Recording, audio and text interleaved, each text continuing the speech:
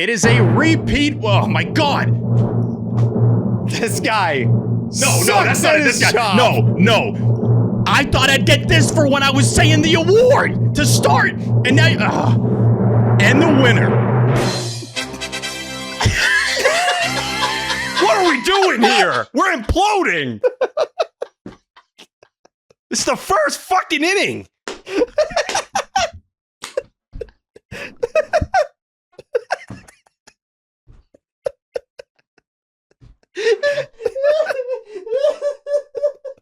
Oh my.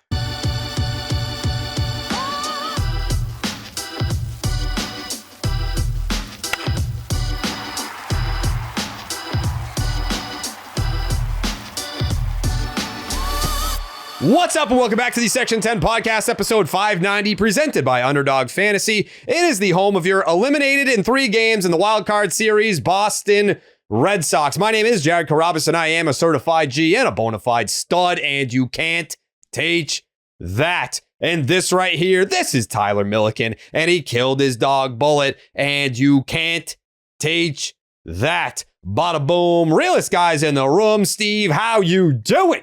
Ooh, what up, Section 10 in the building? In the motherfucking building. Presented by, brewed by Blue Moon. Suck one. Produced by Jake Yazzie. Fuck yeah. Fuck yeah, Jake, because it is the night of the year that everyone looks forward to the most. It is the Section 10 Awards, the 2025 Section 10 Awards. Before we hit that, that music, Jake, I just want to remind everyone to download the Underdog Fantasy app. It is the easiest place to play fantasy sports. Playing the pick'em game is as simple as selecting higher or lower on player stats. Right now, we got NFL cooking. We got the NBA cooking. Make sure you sign up with the promo code Jared. That's JARED to get up to $1,000 in bonus cash and a special pick on Underdog. That's Underdog Fantasy promo code Jared. And of course, the guest of honor tonight is Blue Moon. You all know Blue Moon is the beer of choice for the Section 10 Awards every single year.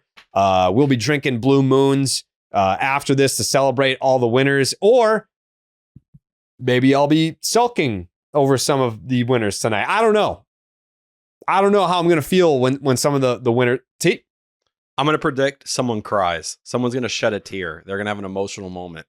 It's really going to get to them. Okay. Could be for sadness and for happiness. I don't know. know. I'm really worried about the Perrault of the Year award this year. I'm just going to say that. I'm going to be out in front if about Steve it. If Steve won, you would cry. I will leave and I will leave and join Hogdale's podcast. I'm telling you that. You know the sound that just went off in my head about what Jared's going to do. You know, on you probably don't know T, but AIM where it's like where the door shuts. Door's going to close. That was on AIM. Yeah, I hated AIM. It's AIM. Jake, were you on AIM? He's the same age as you. I know. I was on AIM. Oh, you were? Okay, maybe in Brockton we just called it AIM. I don't know. Yeah, I was on there. I was talking to some woman. If I win, Jerry's going to be Gonzo. There's no I'm doubt out of here. I'm done. Done. Last show I've ever done. Blue Moon was born at a ballpark at the Sandlot Brewery in Denver, Colorado, so it's no wonder why you crave it. Blue Moon's bold flavored, bright explosion of color and iconic orange slice ritual guarantees a one-of-a-kind beer drinking experience year-round, and for those occasions when you want a lighter option, reach for Blue Moon Light at only 95 calories and 3.6 grams of carbs per 12-ounce serving. It's a refreshingly light alternative beer brewed with real tangerine peel. Looking for a great tasting non-alcoholic beer? Try Blue Moon non-alcoholic, still made with real Valencia orange peel and coriander with just 80 calories. I was putting the Blue Moons back at the wedding that I was at on Saturday. What a companion. You know, when you're at a wedding and you don't really know anyone, Blue Moon is the only companion. What the fuck is wrong with me? Companion that you need. Learn how to read, buddy. I'm not even reading like that. I'm ad-libbing.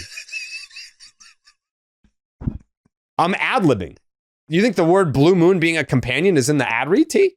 Did you get my DM when you were at the wedding? Didn't get tossed there. I'm Steve, don't go back to that. We don't have to go back to that. That's a warning, yeah. Whoa.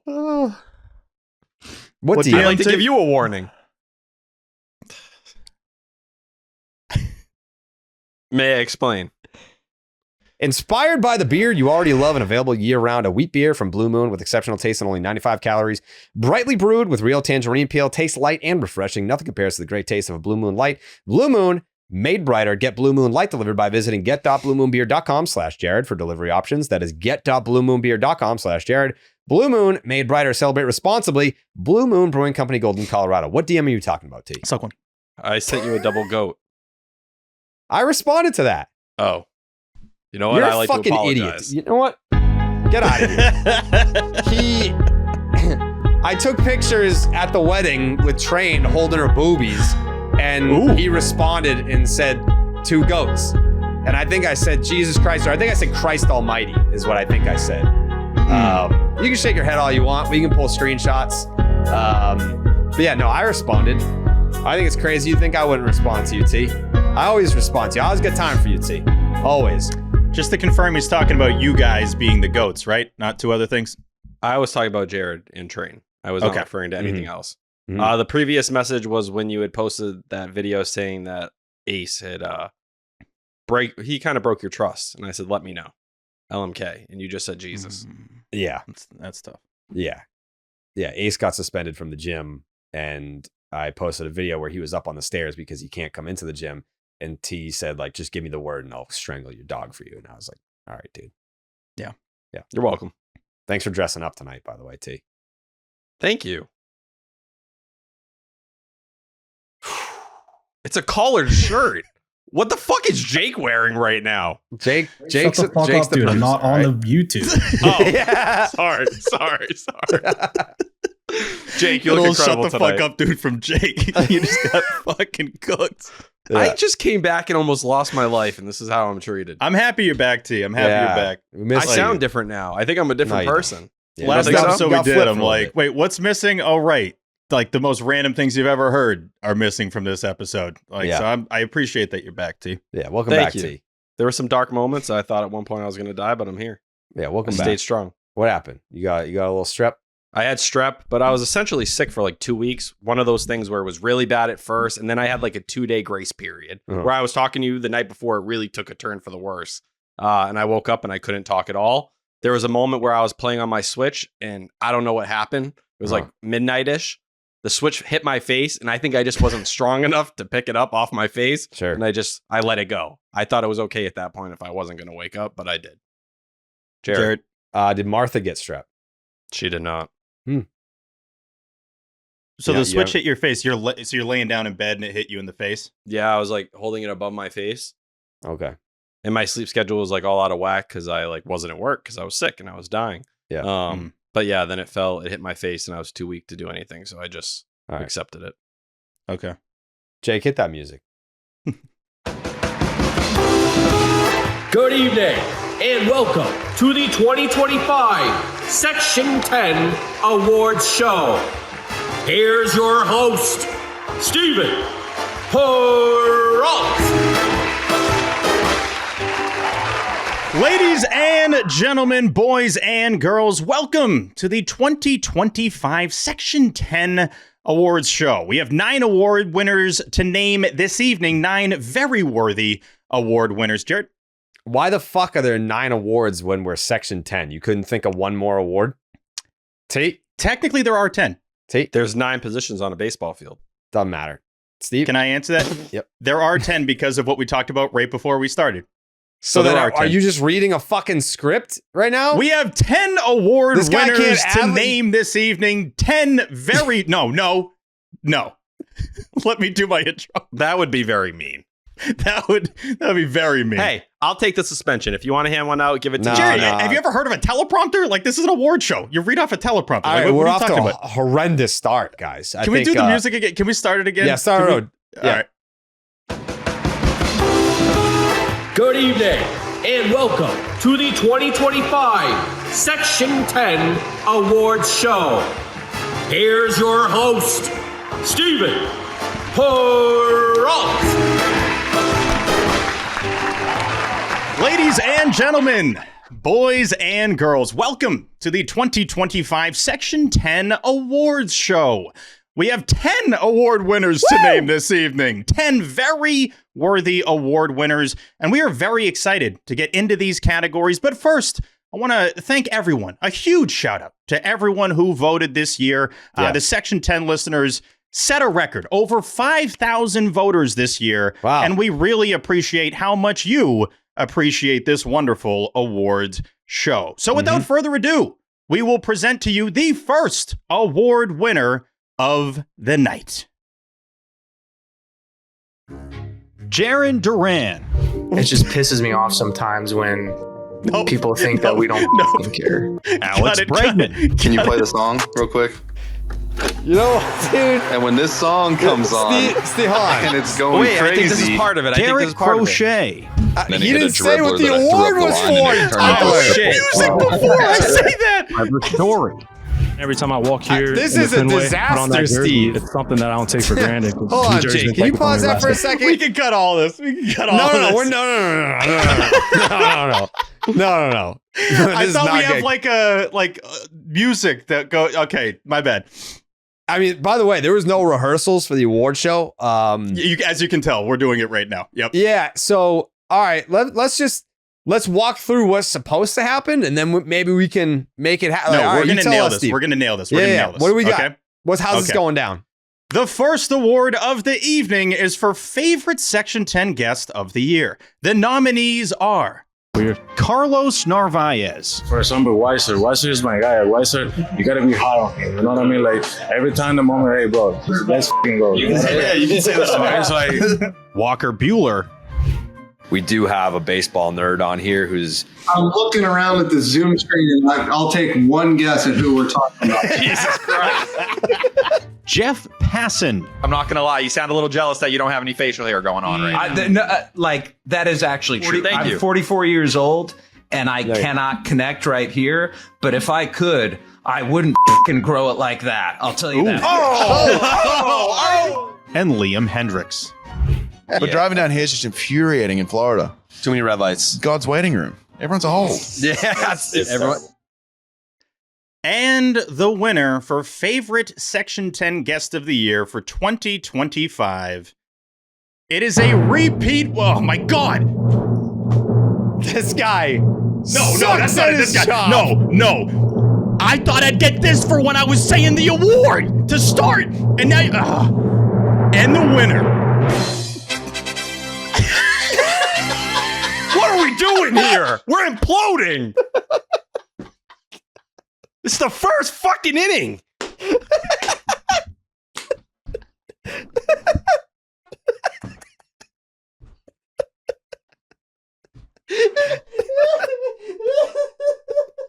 Oh my. Who won, Steve? This is a disaster. Who won? Imagine this at the Oscars. They're like, what is he do? Did the band just do a fart noise? And the winner.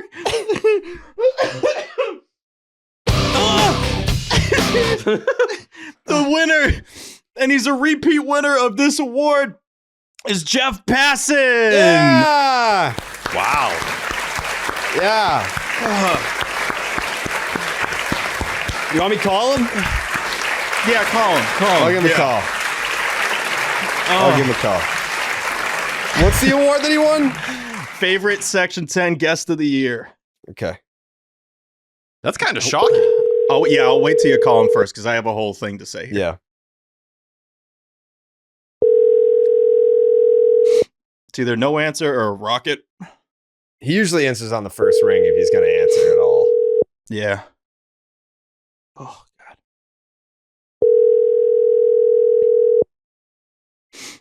Yeah, he ain't answering. Passan's glued to his phone, so he's probably on TV right now or something. Mm-hmm. Oh, it's the Hi, this is Jeff Passan from ESPN. From ESPN, just in case you thought you were calling a different Jeff Passan. I wish he was going to say Yahoo. I wanted it so badly. Oh, man. Yeah, Jeff Passan won. And just to give you a little breakdown of the voting results, he got 36% of the vote. And if I'm not mistaken, that is the lowest. Yes, that's the lowest percentage of any winner this evening. Not to diminish the award at all, Jeff, but very close. Guess who was a close second? Can you guys Duran. guess? It was Duran. Yeah. I'm shocked he didn't win. Yeah, I'm stunned that Jaron didn't get this. I really am. And I got to say, it's not. Jeff's great. Jeff's the best. The fact that we have the relationship with Pass and the Paisan thing, I think the Paisan thing kind of bled into this award. I think people still remember that moment and like the tree falling on him and us having like the Italian thing. That was last year's award. Like, that should not factor into this at all. The fact that Jaron came on when he came on, the Sox were caving. They're coming back from in person Anaheim, at the house. in person at Jared's house. I remember Jared texting me saying, no, he's going to be here and we're going to do the interview. I'm like, I give that a 10% chance. And it's after nothing the against Twitter back and forth, Jared. That's what I'm saying. Your guys' relationship at that time was he getting unfollowed figured out. us on Instagram. I'm like, what's going on here? And then sure enough, he does the interview. I think it's one of the best interviews anyone's given us in the history of this program. So stunned, honestly, that Jaron Duran doesn't win. Kind of think he got robbed. Yeah. Wow. It was just so vulnerable. When was Passan on? Do you remember when Passan was on? We predicted Roman Anthony's debut. I remember that. May? Yeah. Okay. Like something around there. And he said, oh, they can still make the playoffs. And we were like laughing at him. So yeah, it must have been May. Well, didn't Roman get called up on like May 3rd? No. No. He was up 8th or 9th, like right in there. Yeah. But no, close battle. And kind of stunned. Also, I mean, Breggy coming on here right after he signs with the Sox. That was crazy. The Alex Bregman interview. Garrett Crochet, we were one of the first people to interview him in spring training when he probably could have just been, like, hey, I'll do it during the season, but not now. He gives us that great interview. That Trevor Story interview I thought was great. Even Carlos the Walker Narvaez in the Buehler. dugout. Walker Buehler was talking about Pirates Cove. It's like, maybe a question for you boys. Should we have a favorite player guest of the year award and then a favorite non-player guest of the year award? Because Jeff was the only non-player, I believe, that was on here, and he won the award, which is kind of crazy. It is, by the way. It's called the Brock Holt Award. It is, yeah. He's won this Brock 3 Holt. times. Yeah. My question is, if we had made an option for Lou or Will, or even combine them as one because they come on together now, do you think they beat everybody else?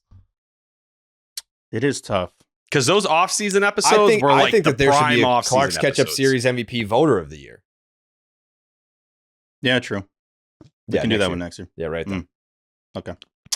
But yeah, congrats to Jeff Passan of ESPN for winning that award. That was very impressive. That was big time. Next up in the Section 10 awards show is the best Section 10 on the road content. And the nominees are The Real McCoy, exploring the abandoned home of the Pawtucket Red Sox. It was the house that Rusney Castillo built, and it's about to be the house that Lou Merlone shuts down. Spring training trip. Okay, boom, Section 10, live from Cape Coral. Yeah. TST time, palm tree stuff. We're coming for you. Here we go. Opening day in the St. Louis. We are live in the St. Louis, Missouri. We heard that Cardinals fans are the best in baseball. Well, guess what? We're going to put that to the test. All-Star Week festivities. Obviously, the Devers trade happens. And what was your reaction to that when it happened? You guys were close. I knew you guys were trouble as soon as you walked up. Section 10 night at Fenway Park. I could puke at any moment, but I can't. I got to be here tonight. Postseason clinch night. Jaron, big hit, game-tying hit, onto the playoffs. Your thoughts? I feel fucking sick. House of Blues Game 1 watch party.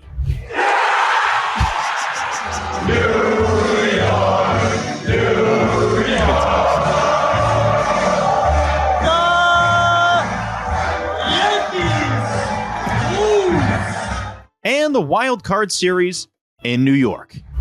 What's your predictions for tomorrow's Game 3 against the Boston Red Sox? He was correct. And the winner is...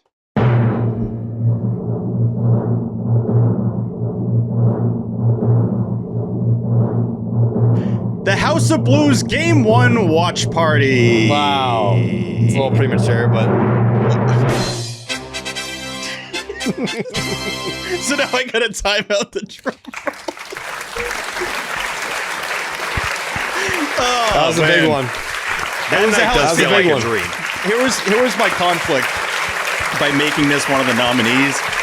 I mean, Section 10 on the road. It's at House of Blues at Fenway Park. The point is, it's like when we're not just doing the podcast, it's like any content that was outside of when we're in our studios recording the pods and all that. Okay, I just want to make sure there wasn't any like, oh, really? No. That's on the road. It's at Fenway Park. Okay. Yeah, it was away from the pod. Okay, yeah. Yeah. And it's a worthy winner. It got 40% of the votes, over 1,600 votes. Second place, the real McCoy, Michael Eamon, by the way. Just another shout out. That's what I voted for, by the way. Yeah, no, me as well. I almost forgot that was this year. It was the first week of January, so that was like the first piece of content we did all year. Third place was Section 10 night at Fenway Park, and fourth was the postseason clinch night, also at Fenway Park. Yeah. Yeah, I mean, Real McCoy, very much worthy of taking home the award, but I mean, House of Blues night was, that you can make the case that was the biggest night in Section 10 history. Like, the Real McCoy was like a baseball production, whereas like House of Blues was a Section 10 thing. Yeah. Honestly, Eamon got kind of screwed here because like there was nobody beating the Game 1 watch party. So yeah, like he deserves some kind of award. But Real McCoy's incredible. If you haven't seen it, watch it on YouTube. We watched it at his place, me, him, and Jake when the power went out. So we watched it about 3 times in a row because that's the Mikey thing. He normally watches stuff back about 100 times, and I applaud that. And it's a great piece of work. Really sure is. Thank you to the voters. Thank you, absolutely. All right, the third award of the night is and this was tough, folks. This was tough. We had a runaway winner, but there were a lot of great moments. An early shout out to T here, just in terms of how many nominees involved Tyler. The funniest Section 10 moment of the year. I figured it out. Hey, turn your mic up, T. Turn your mic up, T. I'm going to leave and come back. How about that? What's going on, T? I figured it out. We're back. Jerry Superfan Carabas. And Red Sox superfan Jared Carabas. Like, I'm almost 40, dude. I can't be super fan. Like, what are you talking about? Jared Carabas. This is how T introduced me. Host of Baseball is Dead. Jared Carabas. That's crazy, dude. How do you up that bad? T flipped by grilled cheese apps. I will give you 1,000 guesses on what took T out of tonight's show, and you will never guess. Grilled cheese. Yeah. Bon Jovi. I unbanned Bon Jovi from the Section 10 Christmas party. I unbanned him. Ethos jingle. T, if you were to come up with a jingle for Ethos, what would it be? Ethos. You said ethos in the same exact way. It's the ethos. Cake Yazzie. This is not Jake. That's not Jake. Who the fuck is that? Is his name Cake or something? What's this guy's name? Drinking at Aunt Kathy's funeral. T, this weekend, how many blue moons we putting down? I'm putting around 65 to 66. There's a funeral coming up this weekend, and we are celebrating. It is celebration of life. Who the fuck is Kieran Culkin? This is like the most popular GIF going. Who is that? Kieran Culkin? Who is that? Kieran Culkin. You don't know who Kieran Culkin is? No. And Tyler's printer for sale. Okay, you bought it online. I got a great deal on it. $175. $175. And the winner is... Wait for it. Almost there. Wait for it. There it comes. I figured it out. Yeah. By Tyler Milliken. Honestly, again, shout out to T. I'm going to give you the floor here. Yeah. The second we put these nominees together, I knew this was going to win. It was an all-timer. Arguably, the second this happened in real time, I knew it was going to win this award. Tyler, you were totally flipped that day. Your thoughts? I'm often flipped, and I appreciate people laughing at me when I'm flipped. It makes me feel a little less flipped overall, almost like everybody could be flipped at any moment. But all these funny moments, they don't happen without you guys, because you're able to turn whatever happens to me into a good joke or a good bit. So I appreciate you guys, and I appreciate everyone who gives a fuck to listen about what's happening in my life at all times. I will say I saw one moment mentioned quite a bit that was snubbed. and it was the piss and shit in the car when I got pulled over. So I think that would be the honorable mention for a lot of people if you were kind of throwing another one out there. But yeah, I'm happy we can laugh at my life, and I'm sure horrendous things will happen in the next 12 months that we can laugh at again. Yeah. I figured it out. Received nearly 1,700 votes. It was 40%. Crazy. The next highest was 11%. You being flipped by grilled cheese apps. By the way, last time, or when we were on a call last week, my audio settings were fucked up again, and it was a very similar situation. Yeah. So this is something that, for whatever reason, I just can't figure out. Yeah. It's basically like Despite the funniest working in moment of audio the year has production. become like the T moment of the year. Yeah. The Can You Believe What T Did moment of the year. Yeah. Brought to you by Ethos. Ethos. Wonderful job, T. Thank you. Yeah. 5,000 responses, and you figured it out. The next award of the night is Best at Hit, and the nominees are Trevor Story, Trevor Story with a 3-run blast to center. Alex Bregman, 3-run home run. Alex Bregman. Roman Anthony, Roman Anthony with a home run. Willier Abreu, Willier Abreu with a laser beam into the bullpen. and Jarren Duran. Jarren Duran crushing one to center. And the winner is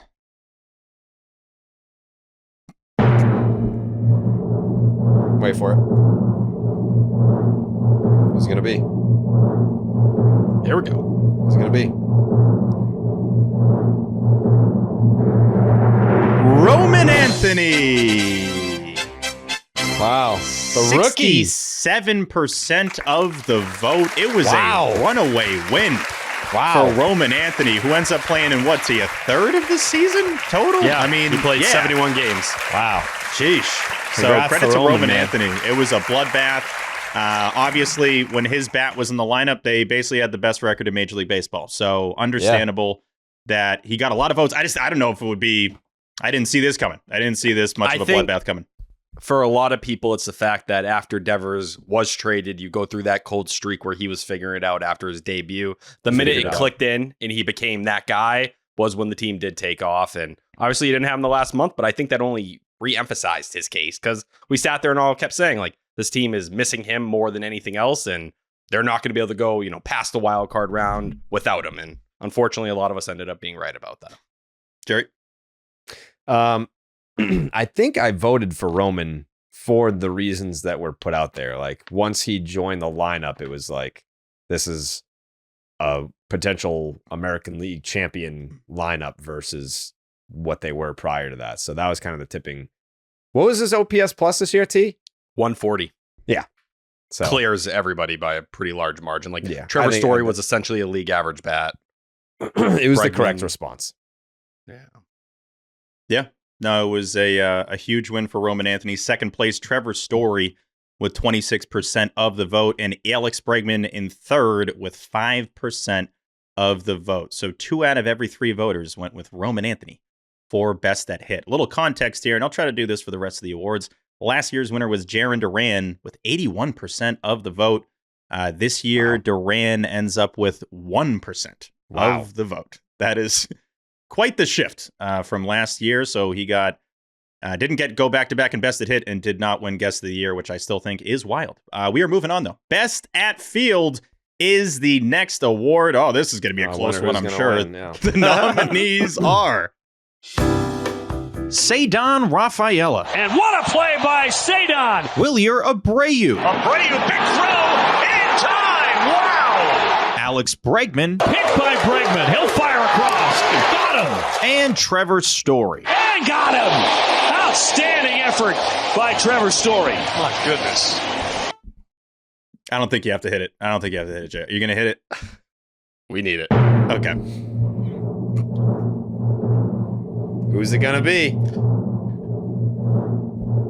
Who's it gonna be? And the winner is Cedon Rafaela. Oh my! What? Did you see this coming? I didn't personally know.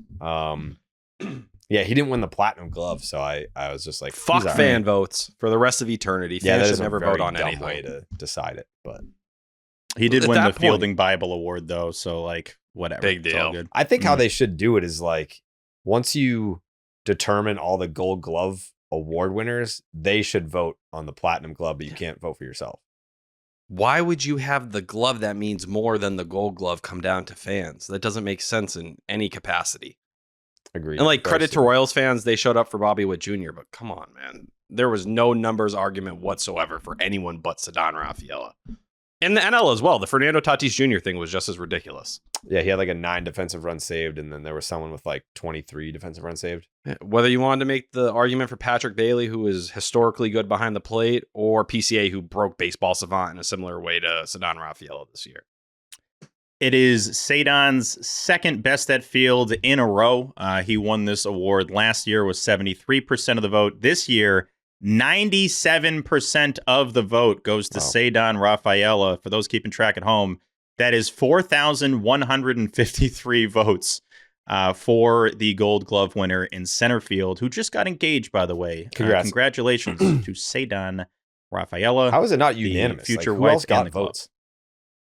I think people like just being different. Willier got 1%, Alex got 0.7%, and Trevor Story got 1%. So, yeah.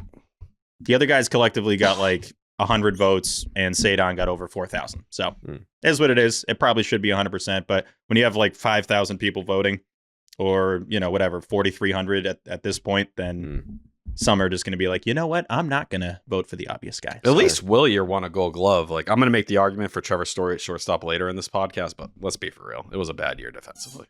Yeah, not great. Definitely not best at field. No. Moving on, though, and this is one of the last Red Sox-related awards. It is Best at Pitch. The nominees are Garrett Crochet, Got him again. He struck him out 99 miles an hour. Aroldis Chapman, He got him, and the Red Sox rally from behind. Garrett Whitlock, Got him. He struck him out again. Brian Bayo, And he's gone. He chased a four-seamer. and Lucas Giolito. Fastball not reachable.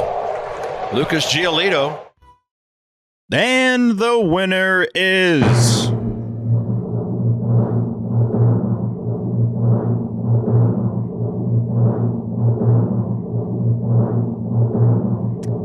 Oink Oink. It is Garrett Crochet. Not super surprising here. The runner-up for the AL Cy Young Award, Crochet, I think lived up to the hype and then some in his first season with the Boston Red Sox. 89% of the vote. That is good for 3,800 votes. Second place was Aroldis Chapman with 9% of the vote, and Garrett Whitlock came in third. Your thoughts, boys? Another one where I'm not sure how, like, I understand, like, Chapman had, like, an amazing season as a reliever, but, like, Garrett Crochet was runner-up for Cy Young. I don't know how that wasn't 97+%, but whatever. I also think it's kind of crazy to look at, like, Crochet, and obviously he was the winner, but, like, any of these other seasons, and maybe it just speaks to what the Red Sox were the last couple of seasons, but especially for Giolito or Bayo, if they put up those full season numbers in the last couple of years, it would be like, oh my God, like, this is clearly the guy who deserves the award this year. And then Chapman, he ended up getting a couple Cy Young votes tonight, finished in seventh place, but had some votes for fifth place. Garrett Whitlock was arguably the best reliever in the sport in the second half. So yeah, I think this just speaks to how much the Red Sox pitching has improved, and credit to Crochet because he's that guy. Led MLB in strikeouts overall in the AL and innings pitched.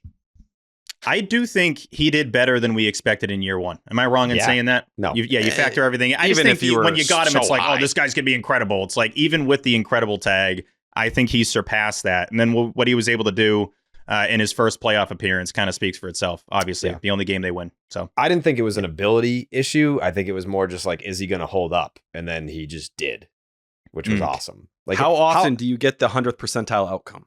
Yeah, that's what I was going to say. Like, it how rarely often happens.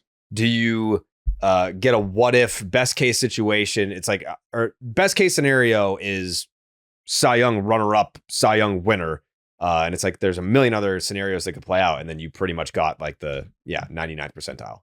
I did see the first place votes.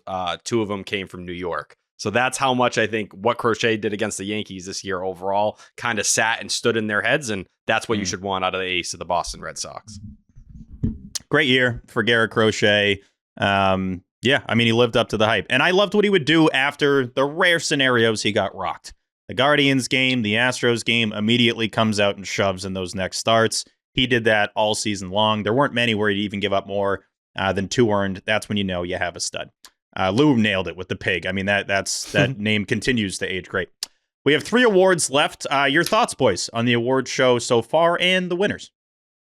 I mean, I think the only one that was kind of like, I mean, the guest of the year, like Passon's great. Like he's my favorite guest or one of my favorite top 3 favorite guests every single year. But I thought that, I was a little surprised that Duran didn't win the award based on all the facts that were laid out before, like the timing of it, the fact that he was here. I guess like we should let him know he lost too. I feel like he'd like hearing that. Like we should let him know that he didn't win.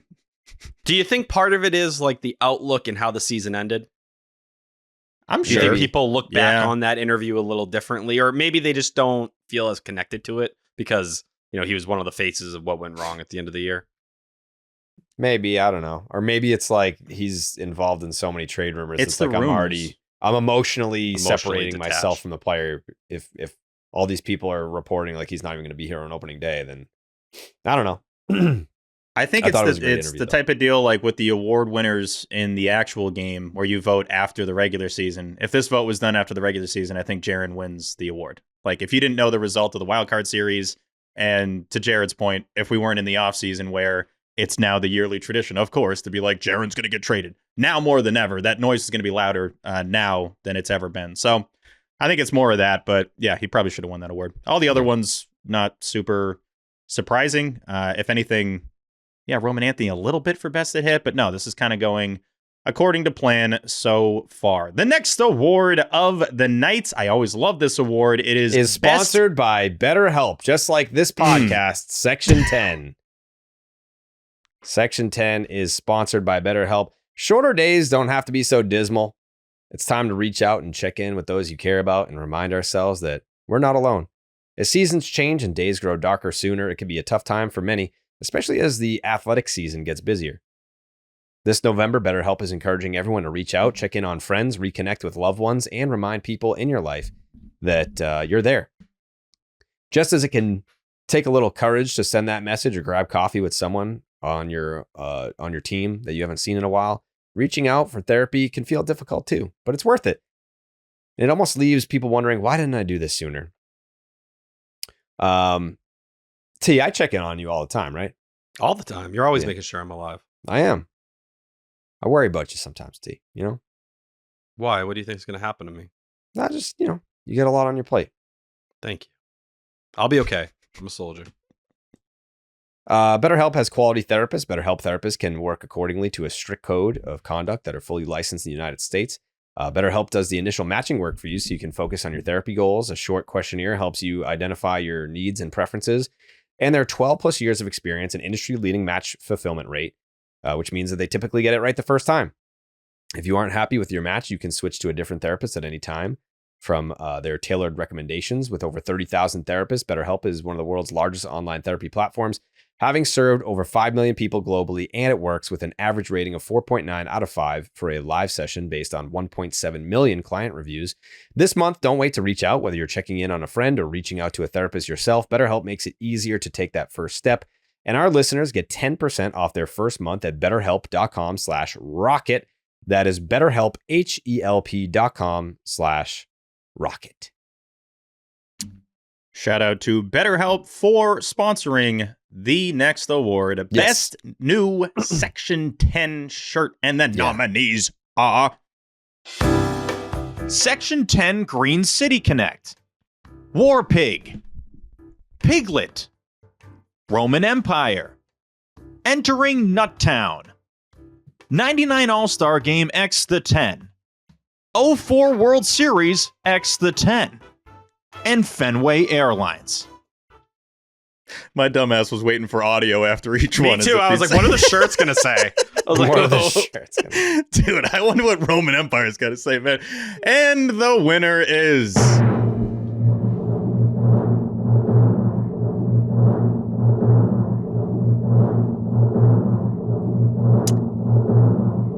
Oink, oink. Wow. It's War Pig. Wow. Mm-hmm. I feel like I've seen those more than any other shirt out in public. You what?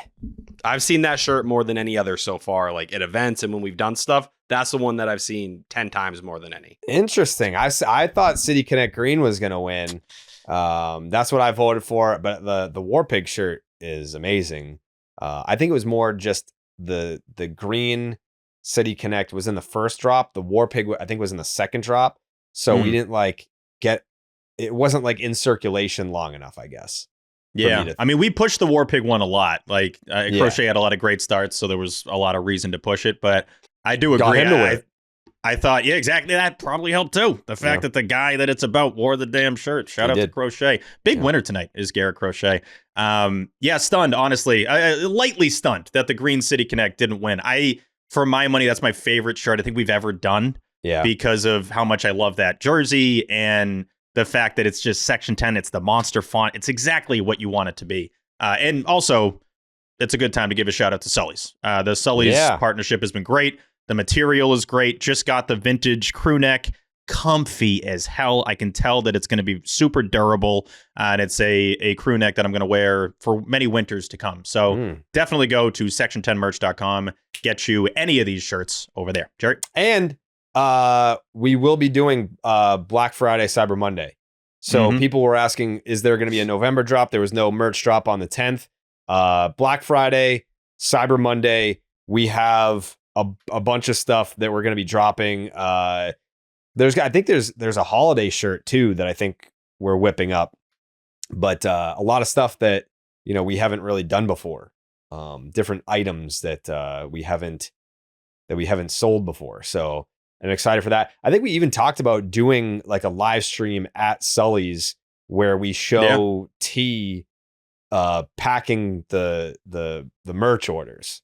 I would love to do that. That'd be so much fun. Yeah, I think if we have different things that maybe we can like surprise people that we can insert into the orders, we'll have to get creative on that. I don't know exactly what we'll be able to do, but different things that we'll insert into the orders and incentivize and all that. But yeah, I don't know what we're doing for like percentage off, but there'll be like a Black Friday, Cyber Monday discount, whatever it is. So T would be Santa in that scenario? No, he's an elf looking motherfucker. Coley's Santa. Right. Fair. Yeah, that's a good point. That's a good point. I've always wanted to package clothes though. That is low key a sneaky dream of mine. I can show you how. I did it for many years. I remember there was a streetwear brand called Ransom, and they used to have a little factory where they did it. And I always looked at it and said, I feel like I'd be good at that. Yeah, you're a little Santa's little elf. Dream big, brother. The vote results: War Pig got 38% of the vote. That is over 1,500 votes. Section 10 Green City Connect was in second place, nearly 1,000 votes. And third place, the 99 All-Star Game X the 10 shirt, which is a beautiful shirt. And obviously that logo is unbeatable. I think that shirt got snubbed because I think it was if late. If that shirt got dropped in July and people saw it at Fenway, they'd be like, oh man, like that's it's not like we can re-enter it next year, so it sucks. But I think we're gonna see it a lot at Fenway next year. I feel like if Peyton Tolley, if we had anything close to the hype of that first start, that Piglet shirt, when it dropped, I was like, oh my God. I was like, this is the most perfect thing of all time off the War Pig shirt. There's still time. But there is. The Entering Nuttown shirt is the merch I wear more than anyone, and I still enjoy having to explain it to people that have no clue whenever they do see it. Yeah. Love that shirt. That is one of your go-tos. I was scrolling through all the posts we did this year, scrolling through the Section 10 of the Ballpark and Beyond posts, and there were some with T with the Entering Nuttown. That is your go-to. All right, here we go. This is a big one. This is going to be, I'm interested to see your reaction. It is time for Perrault of the Year. And the nominees are Steve Perrault, Dan Perrault, Brian Perrault, Alan Perrault, and last but certainly not least, the GOAT, Joan Perrault. And the 2025 Perrault of the Year winner is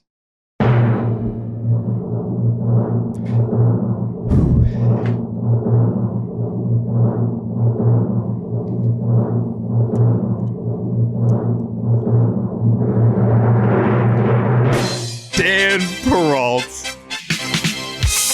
Let's go! It's another one for Dan. He's the best Perrault. The number one Perrault. Let's go, Dan. Let's go, Dan. You deserve it. You deserve it, Dan. You're the fucking best Perrault there ever was. Netflix, Sydney Sweeney, Superman, Oprah, trillions of dollars donated nationwide to Sydney Sweeney of different causes. Dan Perrault, he's the best. No one's ever been a better Perrault. It's not just 2024. It's not just 2025. It's every year forever. This guy just keeps doing it. He's the best fucking Perrault. Dan, watch The Residence on Netflix. Buy Superman merch. Watch Sydney Sweeney's movies. We gon' celebrate. Dan. Let's go. Woo! What a fucking win. Let's all celebrate and have a good time. I voted for Allen this year. Okay. No, that's fair. Yeah. Here's the thing. I will say, congratulations to Dan. It is his second straight win of this award. You call him? What's that? You call him? Can I finish my little spiel here? Nobody cares. We want to hear from Dan. Can you text me his contact? You don't have his number? No, I messaged him on Instagram.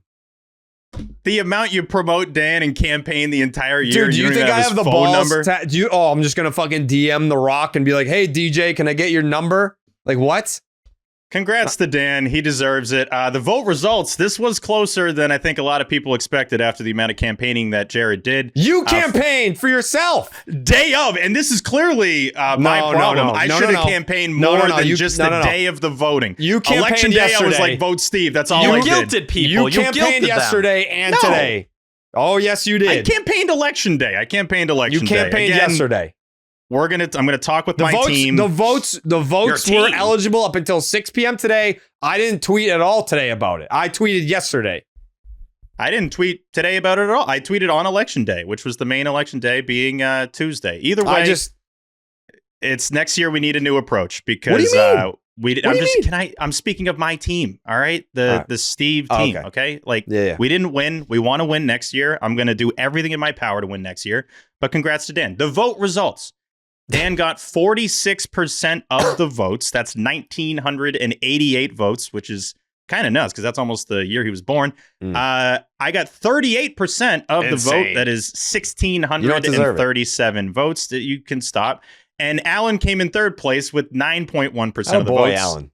388 votes. So we're trending in the right direction, the Team Steve people, because last year I got 12%. This year, I'm at 38%. So if this was like the Hall of Fame, I'm climbing up. I have a chance at winning this thing. Look at what Dan did this year. And what did you do? What did you do? Everything for this show possible. I mean, you know that. That's not true. You showed up for 2 tied in the 8s. See, you never ever talk about the other things I do for Underdog. That's not true. That's not true. That's not true. I did in the video. As if that's not a direct conflict with somebody's tied in the 8s. That's not true. I said it at the season ending podcast. I said nice things about you. No, that is true. You do occasionally say nice things about me. Your argument is I post videos on social media, and Dan's is I'm starring in a Netflix show, Dan and I've both donated $3.8 trillion to charity. He did not donate $3.8 trillion. It was more. I'm underselling. No. Yeah. The Sydney Sweeney didn't happen. These are all just Yes, he did. rumors. Yes, he did. He just kept it under wraps. I appreciate anyone who gave me their vote. And again, we're going to try to win this thing in 2026. I'm going to do everything in my power to win this award next year. I hope you do, because it's going to help out the show if you do. I mean, the more that you try to win Perrault of the Year, the better it helps out Section 10. Exactly. Which is why you would think you'd want me to win it, right? Because you want to grow the show as much as possible. Yeah, but I think Dan deserved it this year. So that's why I voted for Allen. All right, I'll call him. Thank you. I'll call him. Yeah. This was, man, what a fucking adrenaline rush that was. Oh, man. What a win. I can't wait. You had a song ready to go. Is he cut? When's the next time he's going to be home? Thanksgiving. All right, I'm going to party with Dan. Yeah, we're going to be celebrating big time Perrault of the year. I'm doing old school here. Matt, if he's just sobbing, he's crying his eyes out. You are on the show. This is your acceptance speech. What do you have to say? Back-to-back Perrault of the Year winner. Yeah. Well, I am honored. I didn't know the live show was happening now. Mm-hmm. It's the only time you don't want to say, "Oh, I didn't have anything prepared." They always say that. I hate when they say that, but I didn't have anything prepared. So let me just rail off some people I'm very thankful for. I'm thankful for Steve, Allen, Brian, Joan, all the Perraults who have ever came before or after us. When they look back, I think they'll look at my gravestone, which will have all the POTYs, the years on there. It will show my birth year, my death year, and all the POTY awards. And for generations, people will visit that graveyard and take pictures next to this gravestone. I gotta give a shout out to the full Section 10 team. You guys had a great year. I continue to love the live events. It feels like the best event of all time was that game in the ALDS. Really wish I was there. And I guess you guys are doing a Christmas party. That sounds great too. Mm-hmm. And look, I gotta thank again all the Perraults who made me the Perrault that I am. And which I guess is Joan and Allen, and God willing, they can be graced with this award someday too. Are you going to thank your top campaigner, who was actually anti the runner-up the entire year? Jared Carabas is a saint, a tremendous talent and human being. And I am looking forward to, if there's a vice president position to Perrault of the Year, he probably deserves it. So or he's like my campaign manager, and he will be paid handsomely for this. I don't this know. all makes sense now. And what? Oh yeah, that's not illegal, by the way. You can bribe on Section 10. You guys have had just like this money deal the entire year. Light. Yeah. It's all adding up. Continue. No, he won't be paid money. He'll be paid in gratitude and that means when we're all at the game on, and how I like for everyone to play the boxing game downstairs where you hit the punching bag. Yep. Jared's got free punches for life on me. Wow. That's big. Yeah. And Jared goes out a lot, so he's going to use those. Who's here right now? Who am I talking? Am I just talking to you? Who's here? We're on, we're in our studios recording the show. So it's me, T, and Jerry. Got it. It's all right. Great. Well, hey guys, I can't hear you. I love you all. Jared was very appreciative of everything you said. Oh, I mean, he deserves it. Thank you. Anyways, what any questions you have? This is a classic award acceptance Q&A. I'm going to open it up to the auditorium. Yeah. Has anyone ever? Imagine winning an Oscar and being like, anybody got any questions for me? You just see like Leonardo DiCaprio up there, like, all right, ask me anything. We're doing an AMA now. No, I mean, I just wanted to let you know of the results, the percentages. Yeah. You got 46%. I got 38%. And I got to let you know, bud, last year you got 78% and I got 12%. So I'm on you. Wow. Yep. Mm-hmm. He's on me.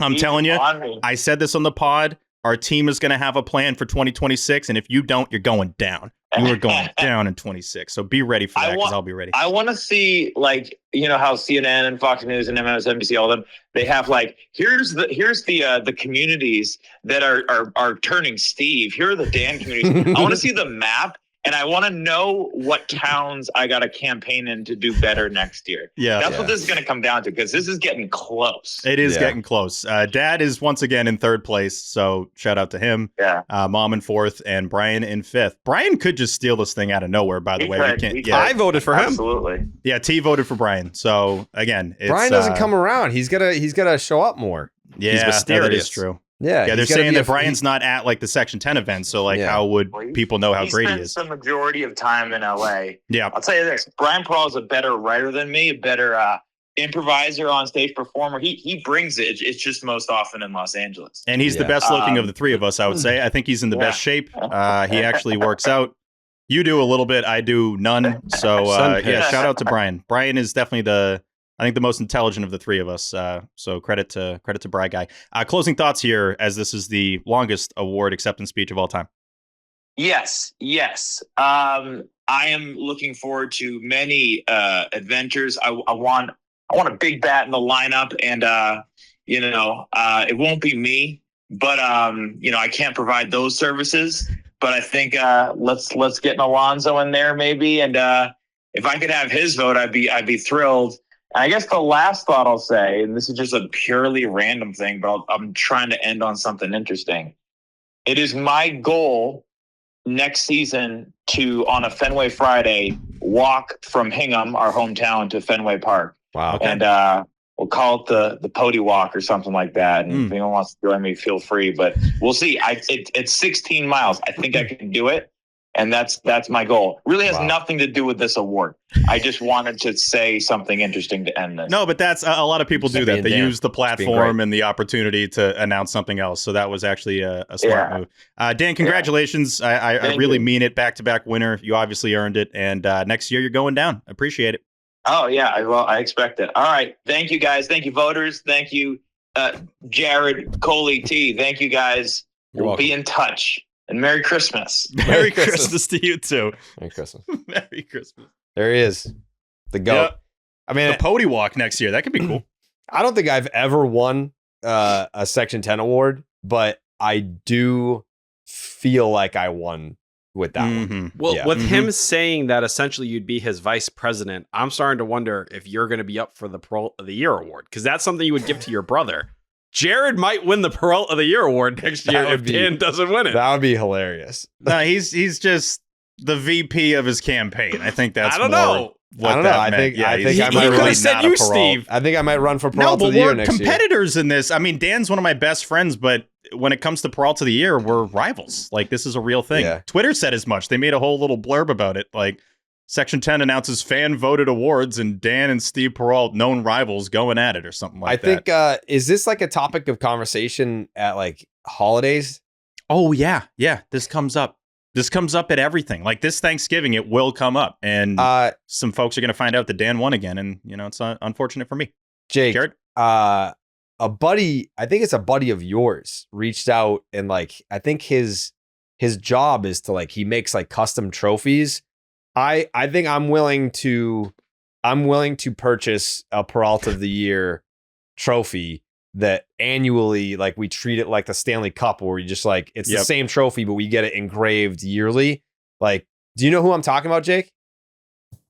I have no idea which one of my buddies makes trophies. All right, I'll go through. He messaged. I don't really answer messages, but I'm gonna answer him. I'm gonna be like, I want a Perrault of the Year trophy where the base of it is big enough to we can, like, add on to the engraving every single year. Steve? What is the trophy going to look like? I got to see some options. I think it's like something where, if he gives me like a booklet of options, then I'll know when I see what the Perrault. It's not going to be stereotypical, like it's a cup. Like, it's not going to be one of those. Yeah. Trophies, low key, one of the easiest businesses to get into. I had a trophy guy when I was in Milton in college. I could get 100 trophies to the door in like 20 minutes flat. One of the easiest. So you're just saying not a lot of people are doing it, so you could make a name in trophies? Okay. It's a lot of older guys that just have never given up the dream. They love making them, and they're ready to give them out to any local leagues or whatever it is. And what's the dream you haven't given up to? It's putting clothes in bags or something like that? Yes, I always did want to package clothes for some sort of factory. Sure. Okay. Sure, why not? Yeah, trophy business. There's open spaces. You can get in there. I'm willing to financially back the creation of the Perrault of the Year. Oh, I know you are. Like, what do you think a good trophy cost? Seriously, like a real good one? It's in the hundreds. Good. It's in the hundreds. I would spend up to $500 on this. No. I can get you a ridiculous trophy for $19.99 that would blow your fucking doors off. I'm telling you. No chance. $20, you'd be shocked. Trophies are so cheap. Trophies are one of the cheapest things in the entire world to buy. I know what Jared's talking about right now, and he's not talking about a $20 trophy. He's talking about like you lift it and it's like Yamamoto, where it's like I want to really push this thing up. I want it to be at least like 2.5 feet tall. Can I show you a trophy? Yeah.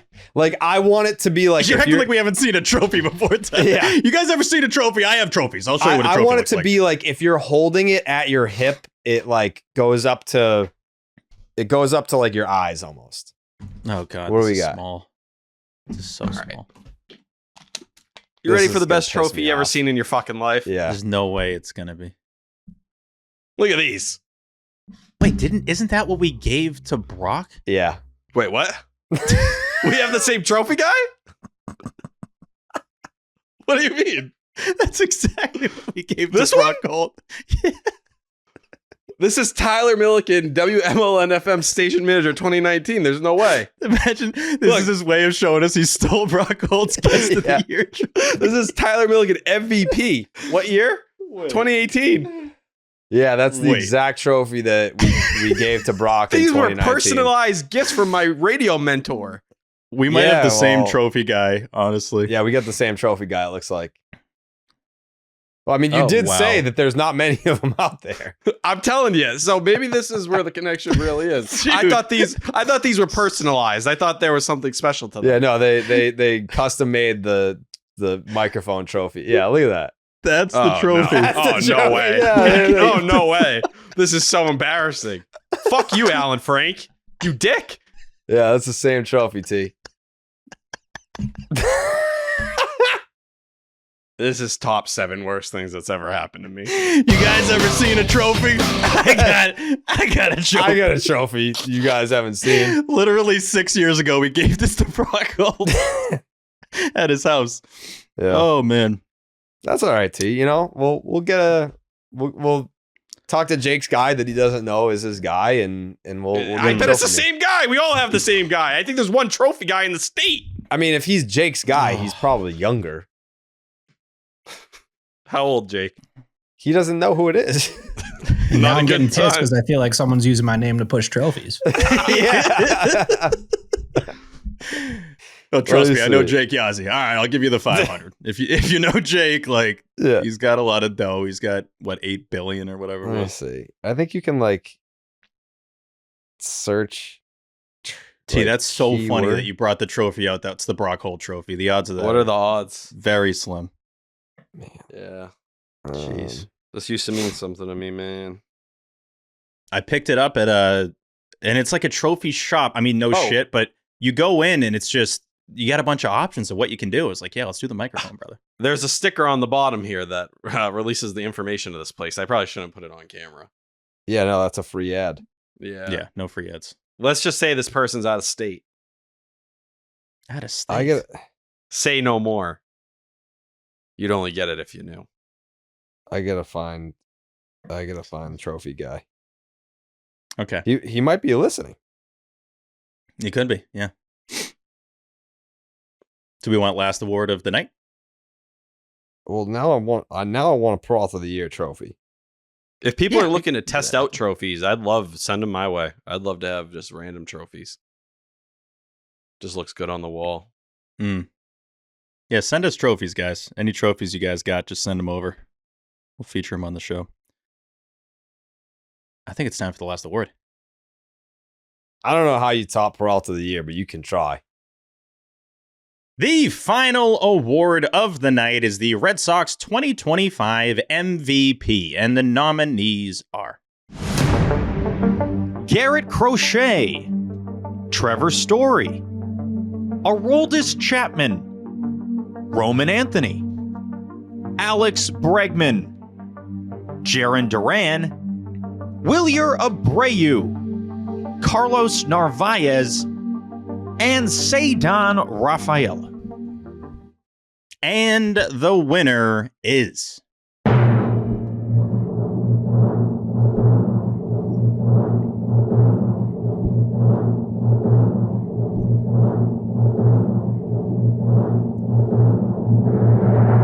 Oink Oink, it's Garrett Crochet. Wow. Technically a 3-time winner tonight. Yeah, big night. If you count the shirt. Yeah, big night for Garrett Crochet. Honestly, serious question here. Like, he doesn't win Cy Young, but I think this is better, right? He got these 3 awards on Cy Young night, and I'm sure he'd prefer these 3. Vote results real quick. Just shy of 3,000 votes for Garrett Crochet. That is equal to 69% of the vote. That is very nice. Second place, Trevor Story, 17% of the vote. Third place, Roman Anthony. Even though, like we mentioned earlier, about a third of the season for Roman Anthony, he comes in third for the Section 10 Red Sox 2025 MVP. Folks, your thoughts? Wow. I think it's 100% right. Yeah, it's who I voted for. Yeah, you're not. If they don't make the Garrett Crochet trade, they're not a playoff team. I don't know what their record was in games that he pitched, but I'm sure 23-9. Yeah, I was gonna say it's probably like 800 ball or something like that, or 700 ball or more. And then that doesn't even include like that playoff game where he went out there and he put you on his back to go and win that game doing it himself. Like, I don't know how you could not look at Garrett Crochet and not say that, because you see what it is when you have an ace. When you have an ace, it transforms the entire team and takes you to another level. He was the stopper. At times, he was the guy pushing these winning streaks farther and farther, especially in the middle of the year when they were clawing their way back and trying to get into it. But whenever you needed someone to step up, it felt like it was always his turn, and he always delivered.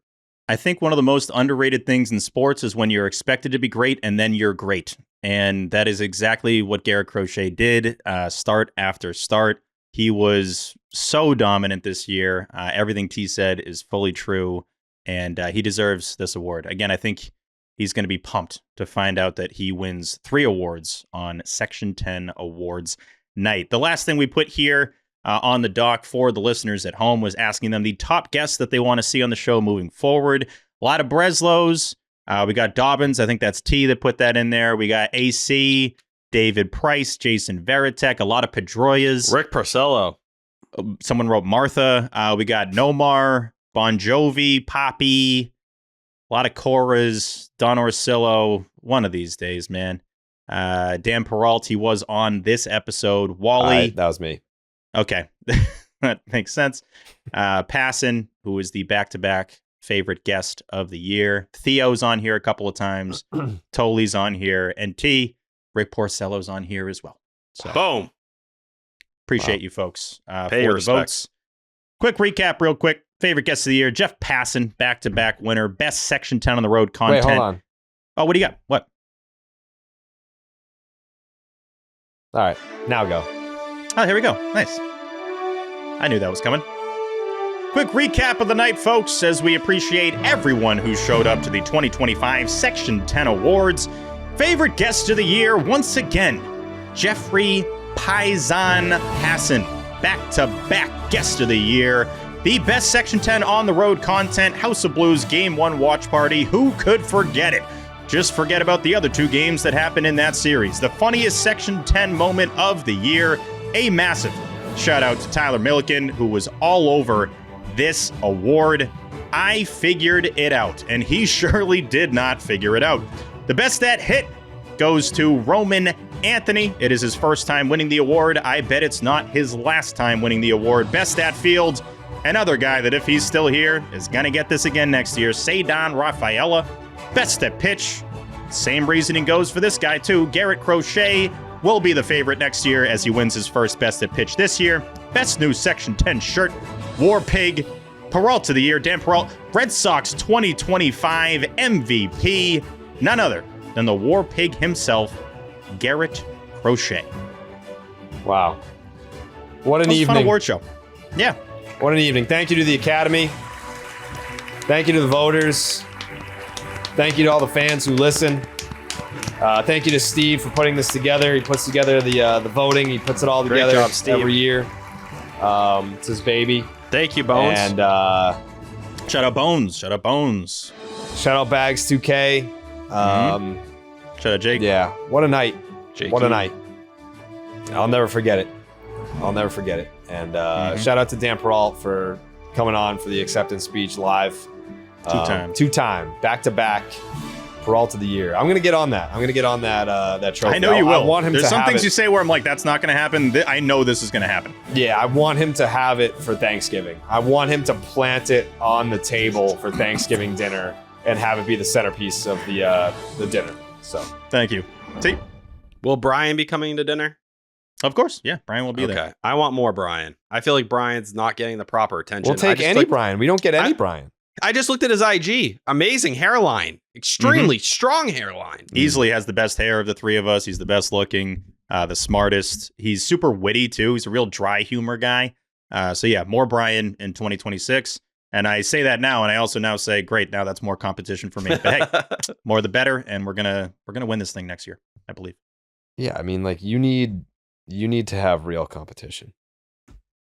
Like I got it. And Dan is dude, the second I feel like I'm making a little progress, Netflix announces Dan Perrault. So it's like, dude, let me breathe. Like, give me a little bit of runway here. Like, I got to be able to pick up some ground. He never lets me pick up ground. I won't lie, the Perrault family might be the most talented family of all time. Like, it's actually kind of scary. Like, all of you guys are just, like, legit, like, people in the world. Like, what are the fucking chances? Yeah. He sets the tone. Like, Joan Perrault is making the youth smarter and creating their lives to be on the right path from day one. And then Alan Perrault, arguably one of the best storytellers of this generation.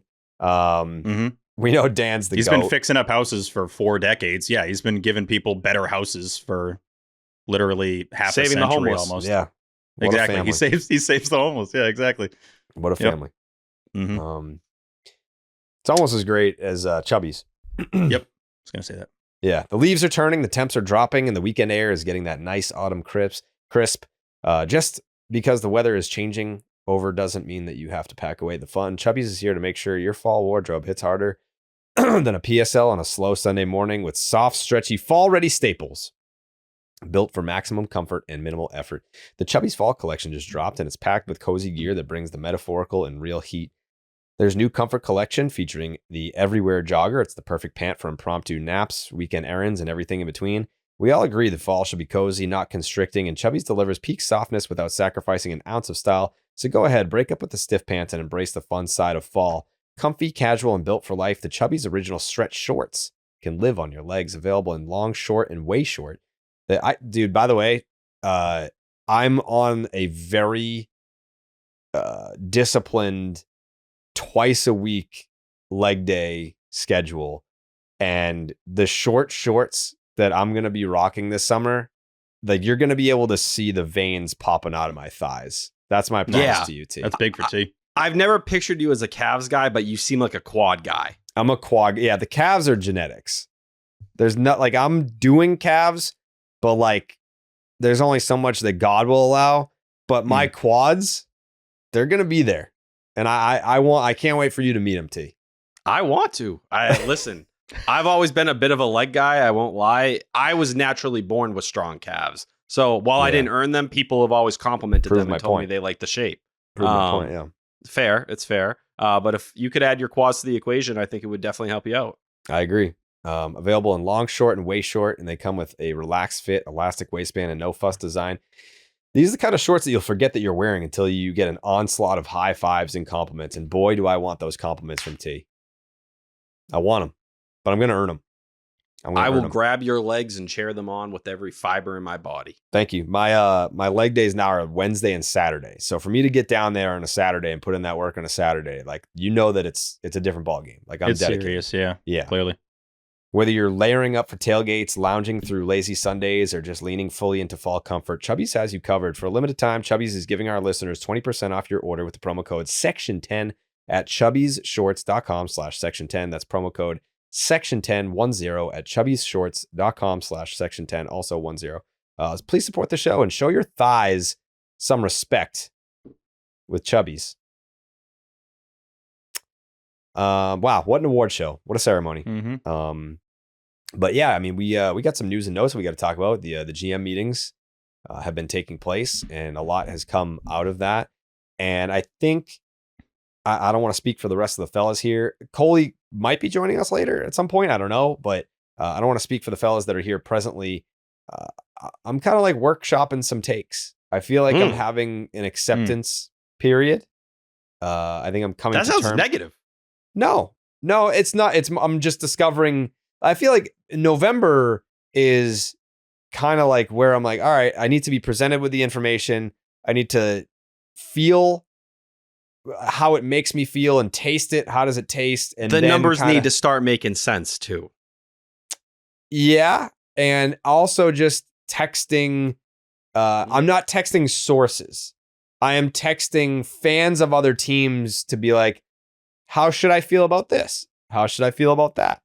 And, because I trust the opinions of people that I know are watching these players 162 games. Like, is the national, I guess, reputation, does it fit the regional reputation?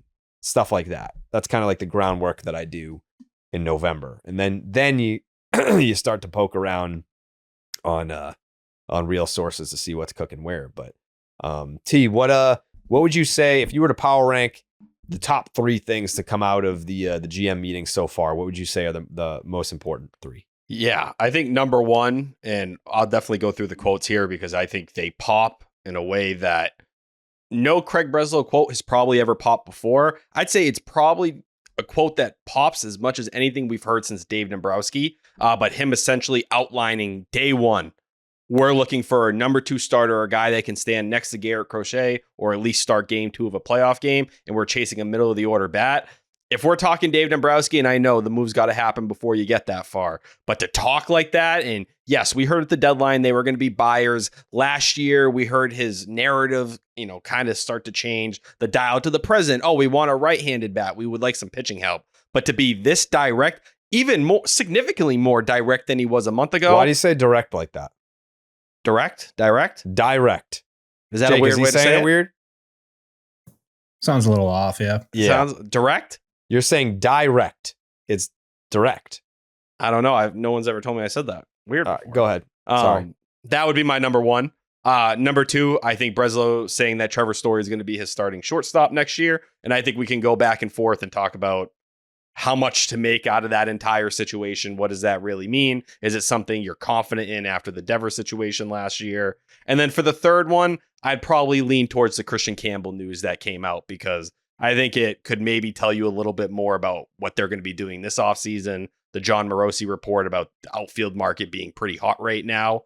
Is there maybe a pathway here where 2 of these outfielders are on their way out and Christian Campbell has a big role on this team to start next year?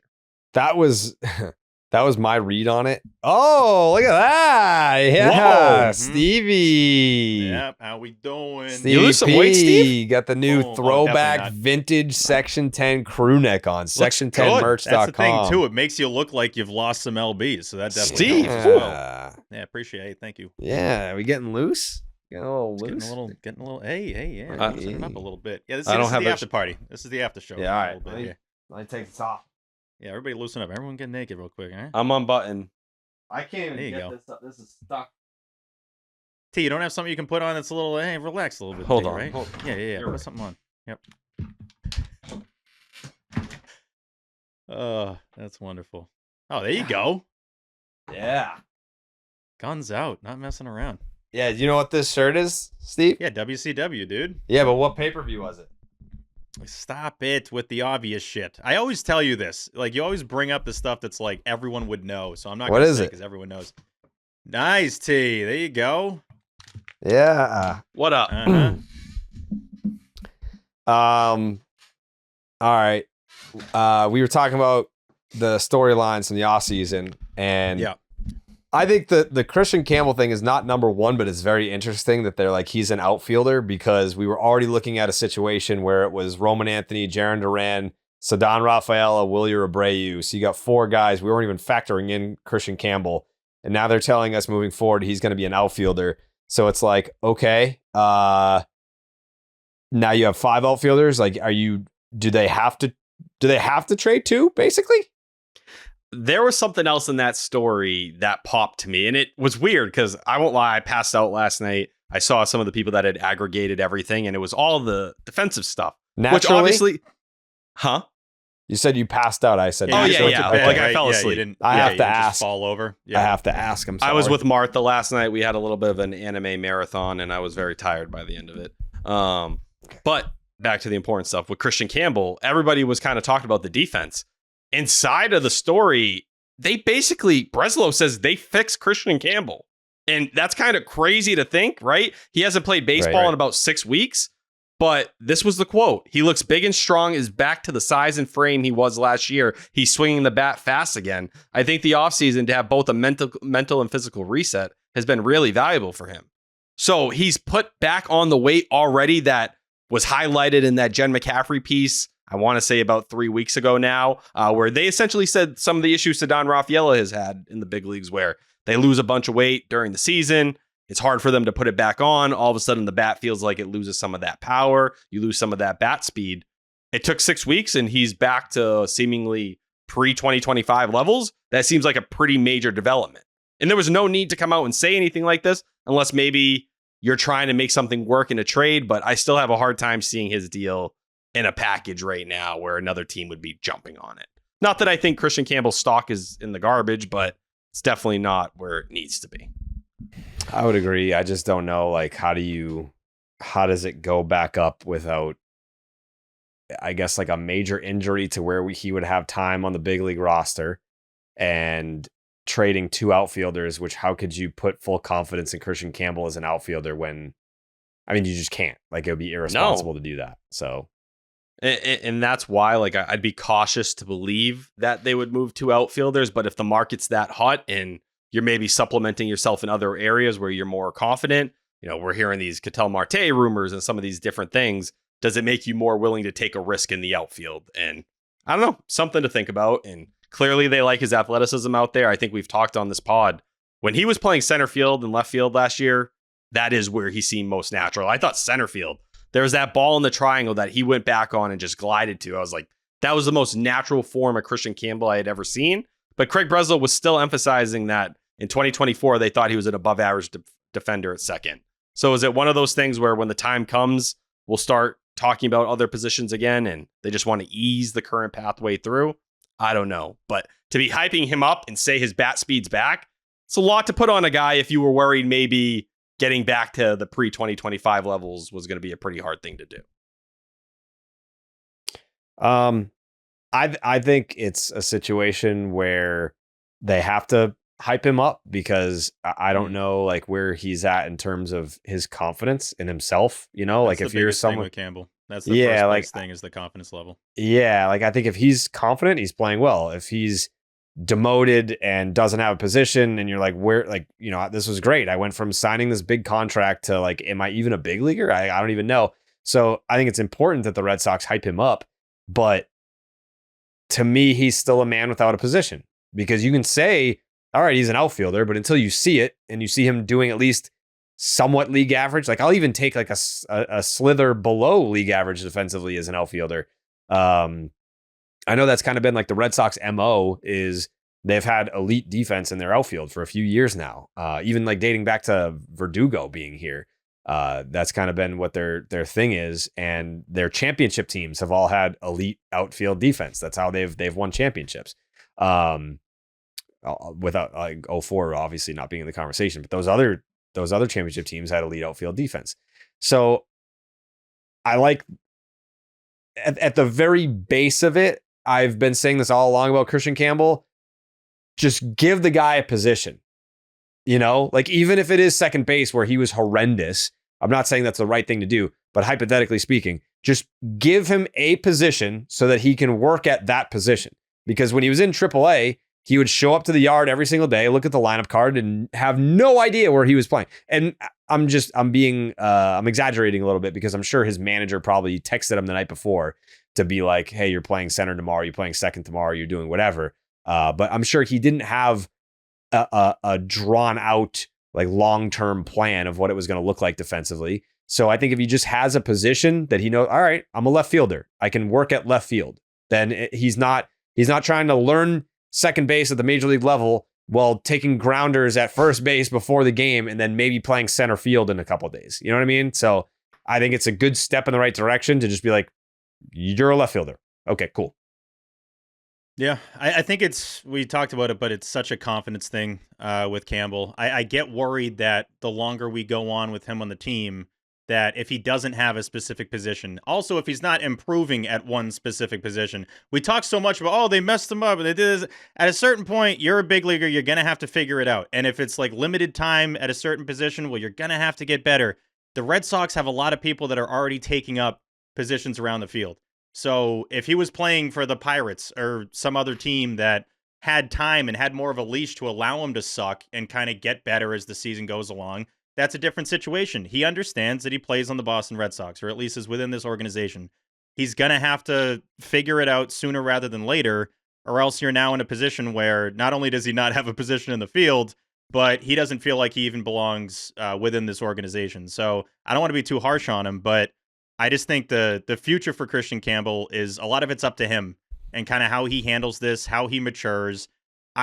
Just on a human level, it's tough to think about Roman and Marcelo being in the spot they're in right now and kind of how, I don't want to say guaranteed a role they have with the Red Sox, but kind of sort of. And so he's more in that Squidward meme looking out at SpongeBob and Patrick having a blast. That's probably what Christian Campbell feels like right now. So I get that part of it, and I have sympathy for it. But whatever that is, if he's an outfielder, he's going to have to earn that spot on the Red Sox. And unfortunately, it's going to be less time than he probably wants, but he's going to have to figure that out. If his confidence is there, if he believes in himself to the max ability, I think it can still work here, but I just don't want him to get too down on himself.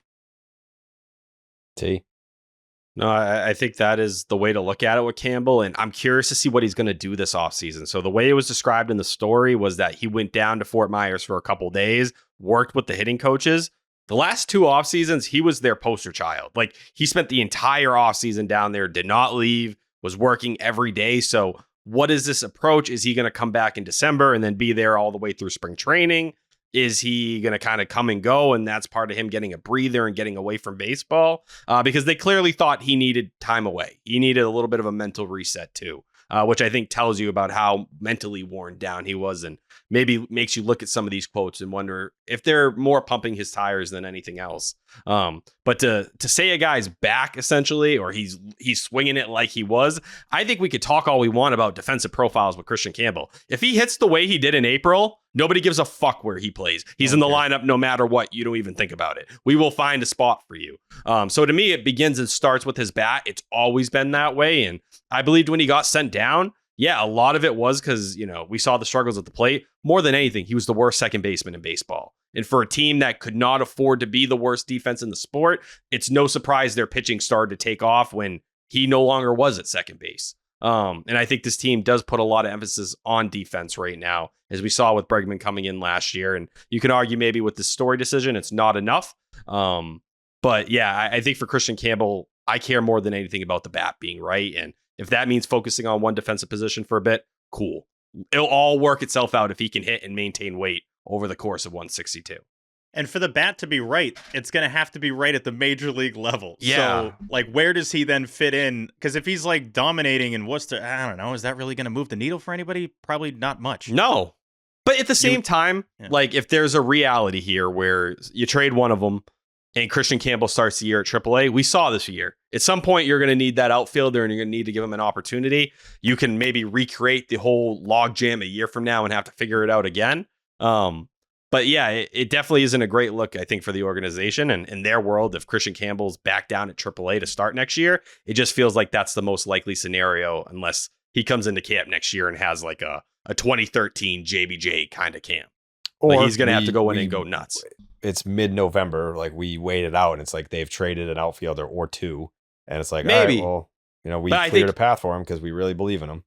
That would be a big gamble, but last year they were willing to take the gamble of jeopardizing their relationship with Rafael Devers in order to get him in the lineup. So if their confidence is that high in that player again, maybe they are willing to walk down that path. Maybe. And if someone's offering you something insane for both of those outfielders and it's like, oh, we can't turn it down, then yeah, you should probably think about it a lot. Sure. And I'm sure they will. I'm sure they've already had those conversations. The Dave Dombrowski quotes, I'd like to read them. I think they're that strong. Go ahead. So this was when asked about what they were looking for just to start free agency. Breslow goes, starting pitching, and particularly someone we feel can start alongside or slot in behind Garrett and start a playoff game for us. Because of the depth that we built up over the last couple years, we feel pretty good about overall starting pitching in number 3-ish through 10-ish. And that's not to take anything away from guys who are certainly capable of doing more. It's just to say, I don't think we're going to spend a ton of time trying to add a number 4 or a number 5 starter. If we're going to make a starting pitching addition, I think it should be someone who can pitch at the front of a rotation and start a playoff game for us. Isn't that like if you were a Red Sox fan, right? And you were Jared? I'm not going to bang you for this, T. Oh, I'm no. thinking the same thing. Yeah.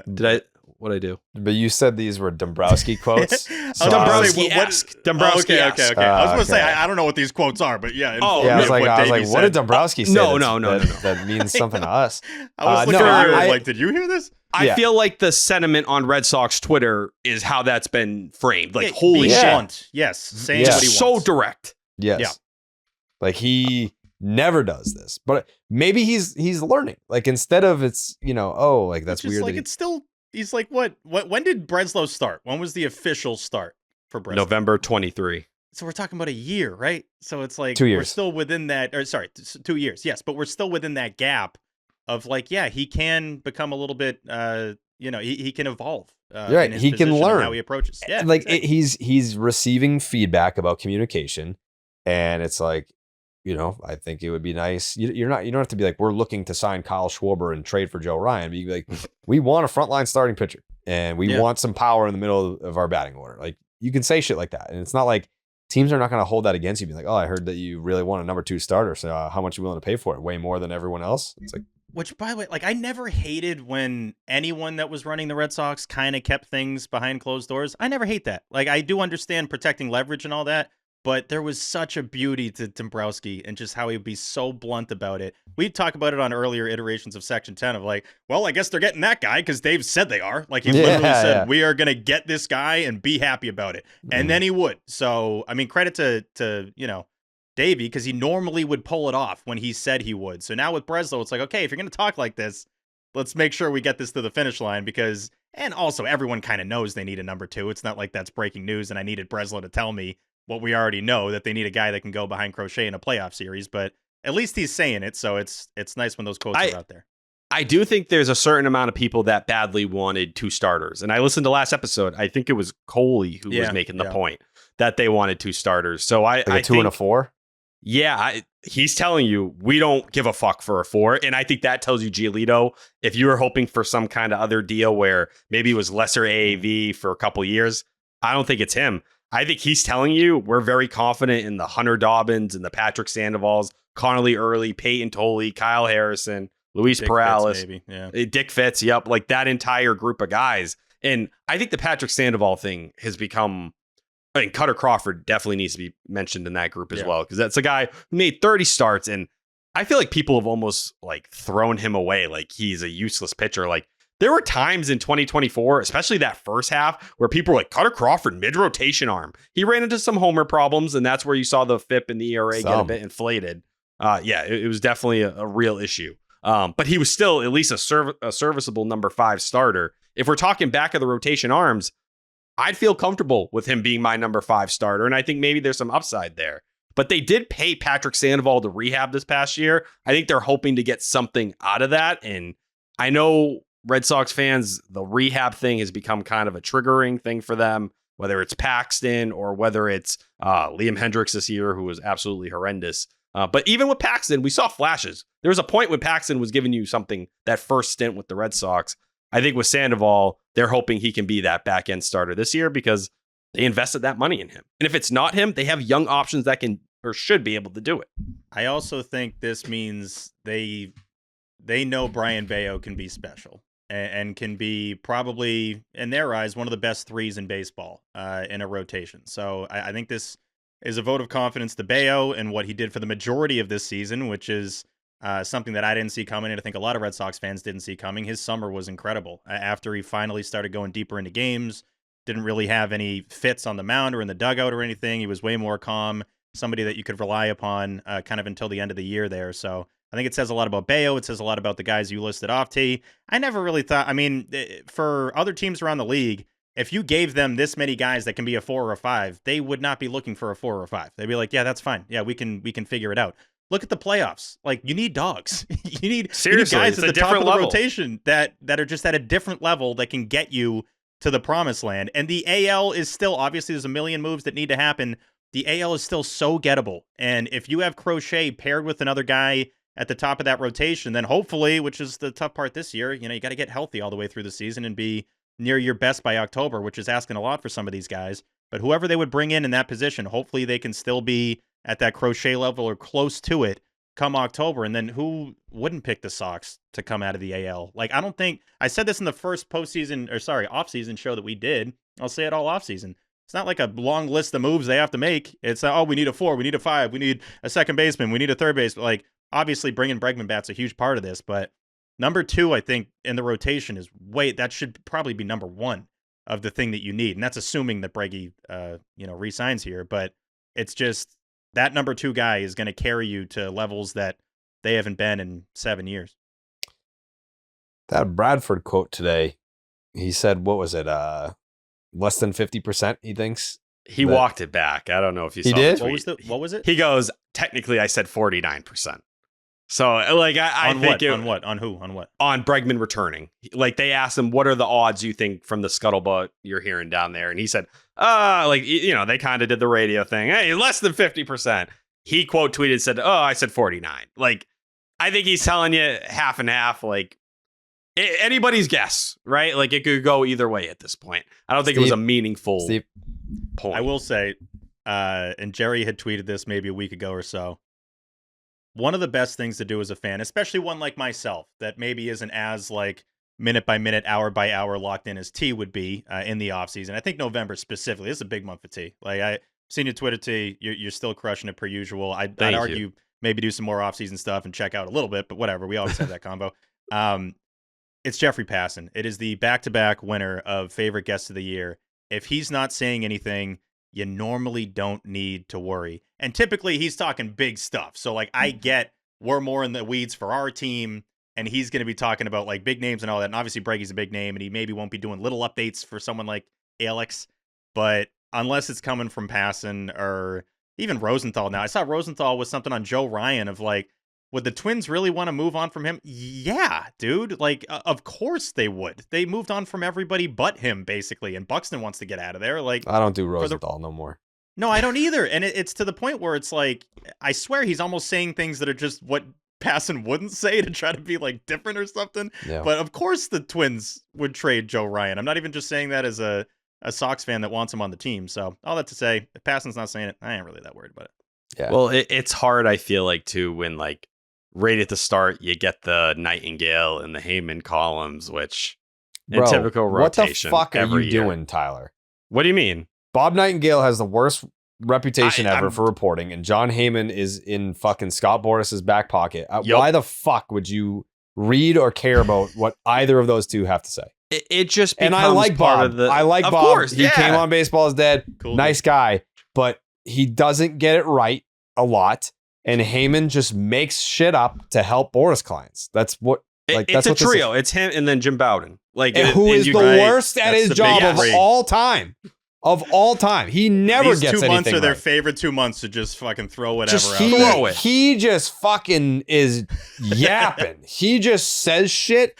None of it is ever correct. Ever. I swear he wakes up, he's like, he just has like this little wheel of free agents. He's like, I'll make something up about this guy today. Here we go. Let me tweet It's it out. crazy. He's never right. So like, I don't know, like obviously there's other people who, if they speak on something, then it's more credible to me, more interesting to me. And it's like, oh, okay. But it's a very short list outside of Jeff Passan, and everyone that you just mentioned is not on that list. No, that's what I'm saying, though. I think at the start of the week, before we really got those days going, you get those columns, which I think they're kind of benchmark points in the offseason where it's just throwing shit against the wall, and you see it within 24 to 48 hours. It feels like a lot of it is useless or has no meaning whatsoever. Like, you're getting, how many years in a row is Nightingale going to mention that Fernando Tatis Jr. could get traded? Every offseason, that's where it starts, right? And people start running with it for an entire offseason about, oh, maybe that could happen or it could go there. Last year with the Red Sox, it was that they were going to sign 2 free agent starters. Remember? And they were huge on Willie Adames.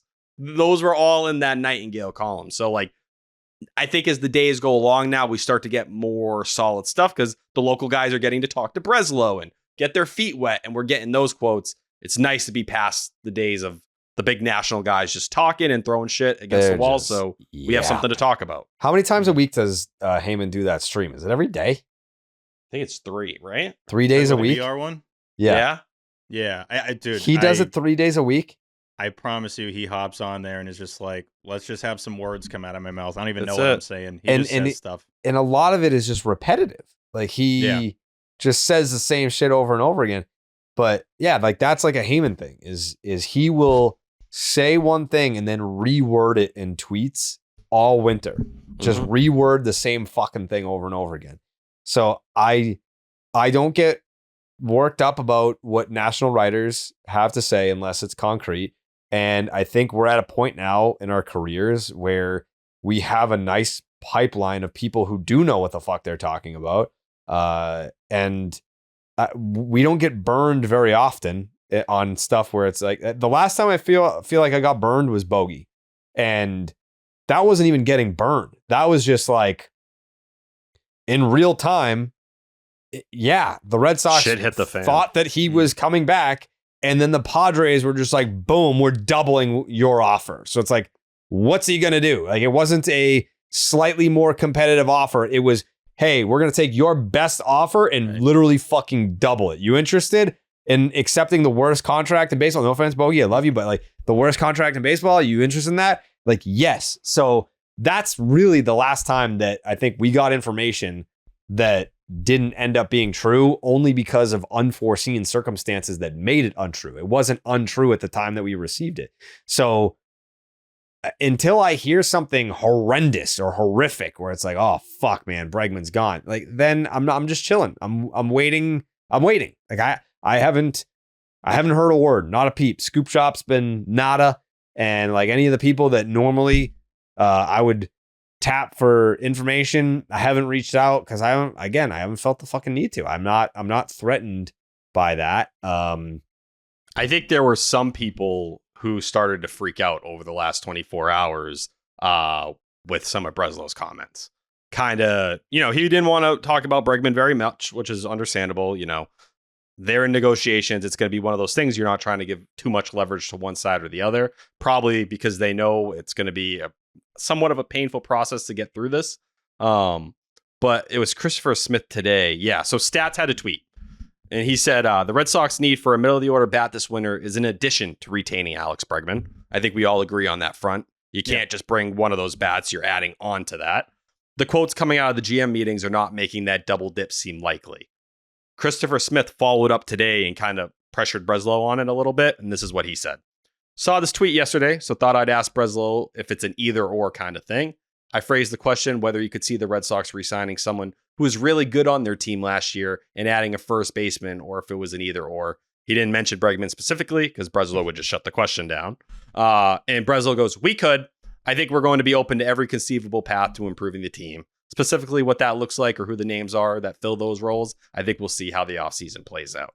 So I think people that were freaking out that there was a labeling of a big power bat and just a pitcher, everything's on the table. I'm not at the point yet where I'm like, oh, they're moving on past Bregman because the reporting we've heard is that they want him back. Also, like Boris plays dirty, so the Red Sox have to play dirty back. That's it. Yeah. I think that's the game. I think that's what's happening. You can't say you expect anything to happen because this is always going to be murky. Bregman's market, every scenario wasn't going to be guaranteed here. Bregman's market is going to be very similar to last year, only I think like maybe Seattle and like Philly could be teams that threaten to sign him, but like Philly's the one. Coley made the other point about if he wanted to be a Tiger, he would have been a Tiger last year. So I'm not worried about Detroit. Seattle's an interesting fit for him. I don't know, like again, I just knowing the guy, I know he's not just going to take the bag. He wants to play in a ballpark where he can have success. I don't know that Safeco is it for him. Philly, yeah, maybe. They got to make a trade to get there. Yeah, but Bohm, I feel like they would cut bait with no problem. That wouldn't. They just move a him. Breggy edition. Yeah. But I don't know. Like people are talking about the Yankees. I don't think that's something that's threatening to me either. So yeah, the Red Sox have to play the game. Like I don't think that they're gonna shortchange him, but they're obviously gonna balk at like a 6-year, 7-year commitment at this point. Yeah.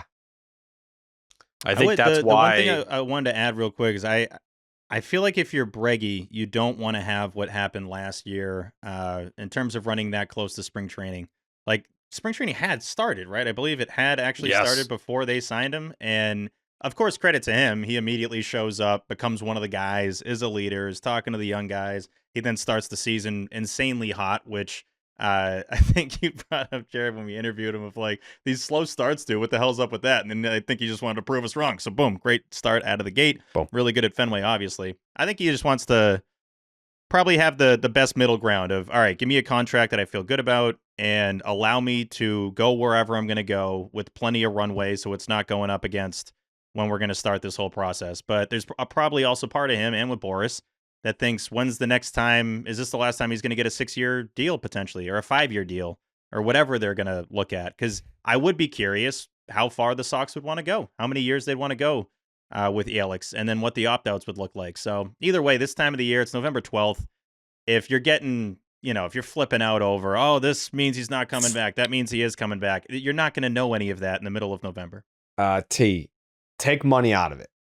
Okay. How would you structure his deal if you were making the offer? How many years? Are there opt-outs? Are there option years? Is it based on incentives at the end? Like, how are you structuring his deal, money aside? Yeah, I think length is definitely what the deal is going to come down to. And with no QO attached, I do think certain teams will be more comfortable getting, the lengthier side of that deal going.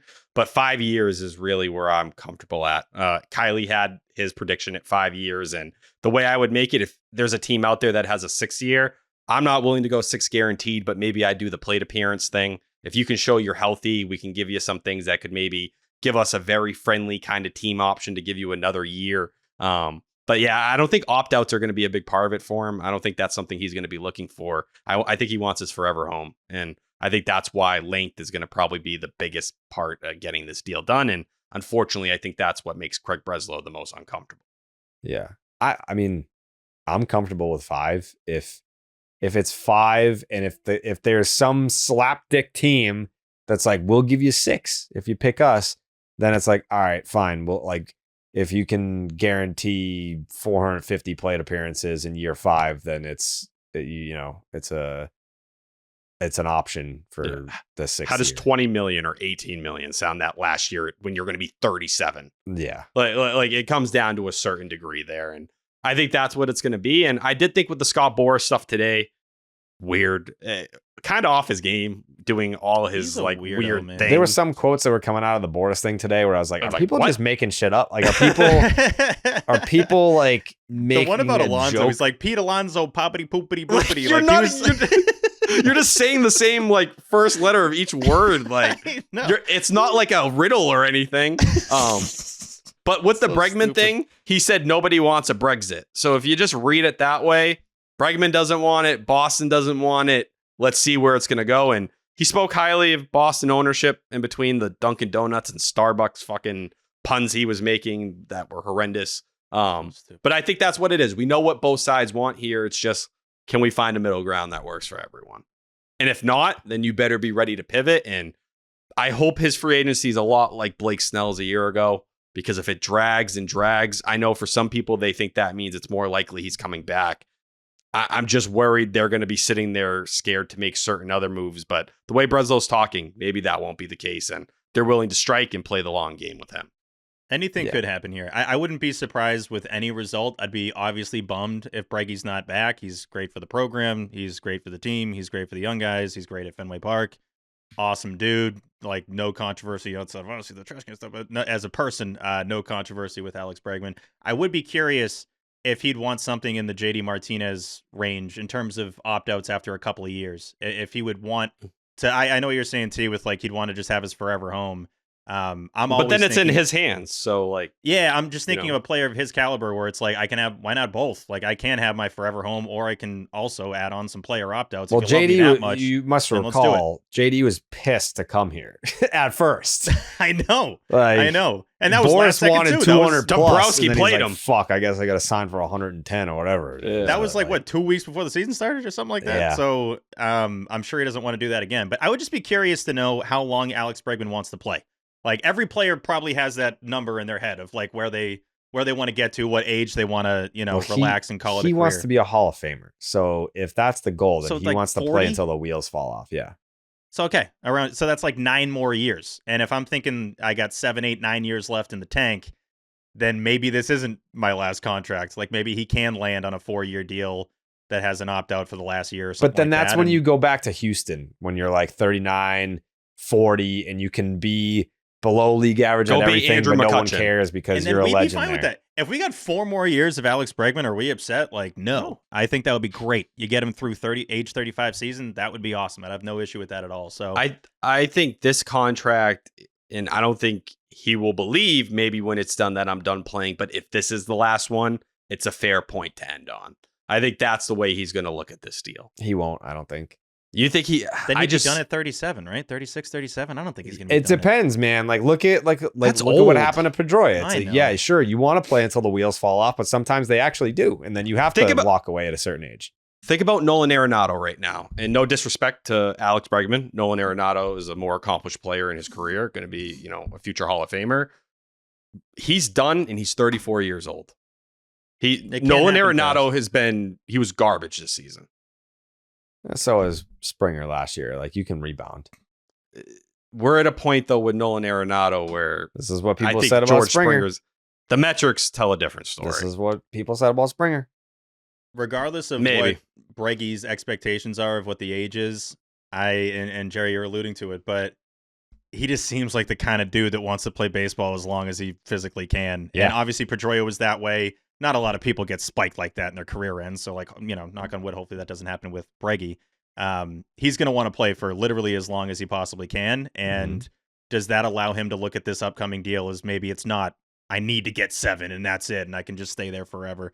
I would hope the longer the offseason goes, that maybe means that they're willing to settle on a shorter years, maybe higher AAV like they did for this past deal, but we'll see. Either way, I'd be obviously mega bummed if Alex Bregman's not back, and I fully agree with that report, whatever the hell, question you had mentioned, T, it can't just be Breggy. It's got to be Breggy plus another bat, obviously, in that lineup. Yeah, speaking of George Springer, hair loss isn't just about hair. It's about how you feel when you look in the mirror. Hims helps you take back that confidence with access to simple, personalized care that fits your life. Tired of trying to figure out what actually works for hair loss? Through Hims, you can get access to clear solutions, expert guidance, and an online process that takes the confusion out of care. You shouldn't have to rearrange your life to deal with hair loss. Hims makes expert care accessible on your schedule so you can focus on feeling like yourself again. Hims offers convenient access to a range of prescription hair loss treatments with ingredients that work, including chews, oral medications, serums, and sprays. Doctor-trusted, clinically proven ingredients like finasteride and minoxidil can stop further hair loss and regrow hair in as little as 3 to 6 months. You shouldn't have to go out of your way to feel like yourself. Hims bring expert care straight to you with 100% online access to personalized treatment plans that put your goals first. No hidden fees, no surprise costs, just real personalized care on your schedule.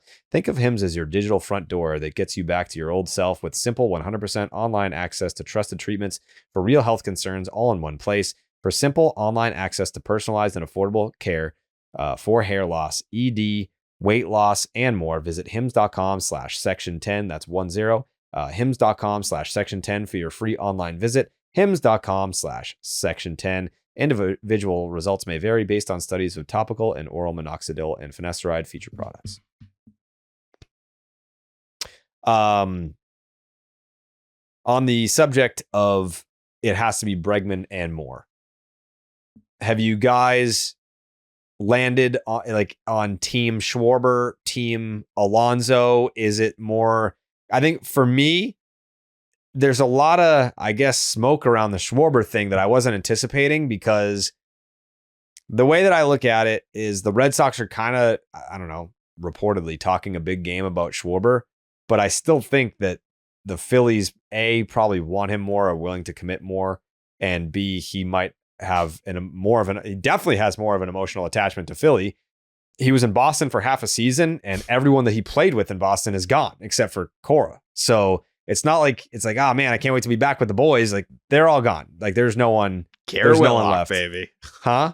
And that was Garrett his boy. Whitlock. Yeah, right. It's like everyone from 21 is gone. So I would have to think the Red Sox have to come correct. I don't know that they're going to do that.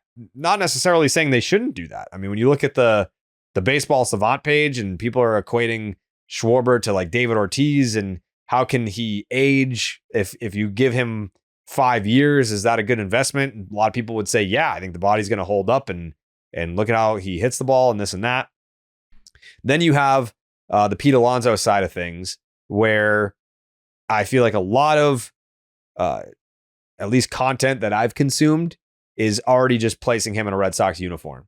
And the way that Alonso talked at the end of this season going into free agency versus how he talked last season, that go around, I think he probably, it's not like, I think the Mets maybe would try to bring him back. I just don't think it's going to be as concerted of an effort as maybe a team like the Red Sox might make to bring him here. I think it's, we fucking don't have Rafael Devers, and I'm not going to beat that conversation into the ground anymore that it already has been.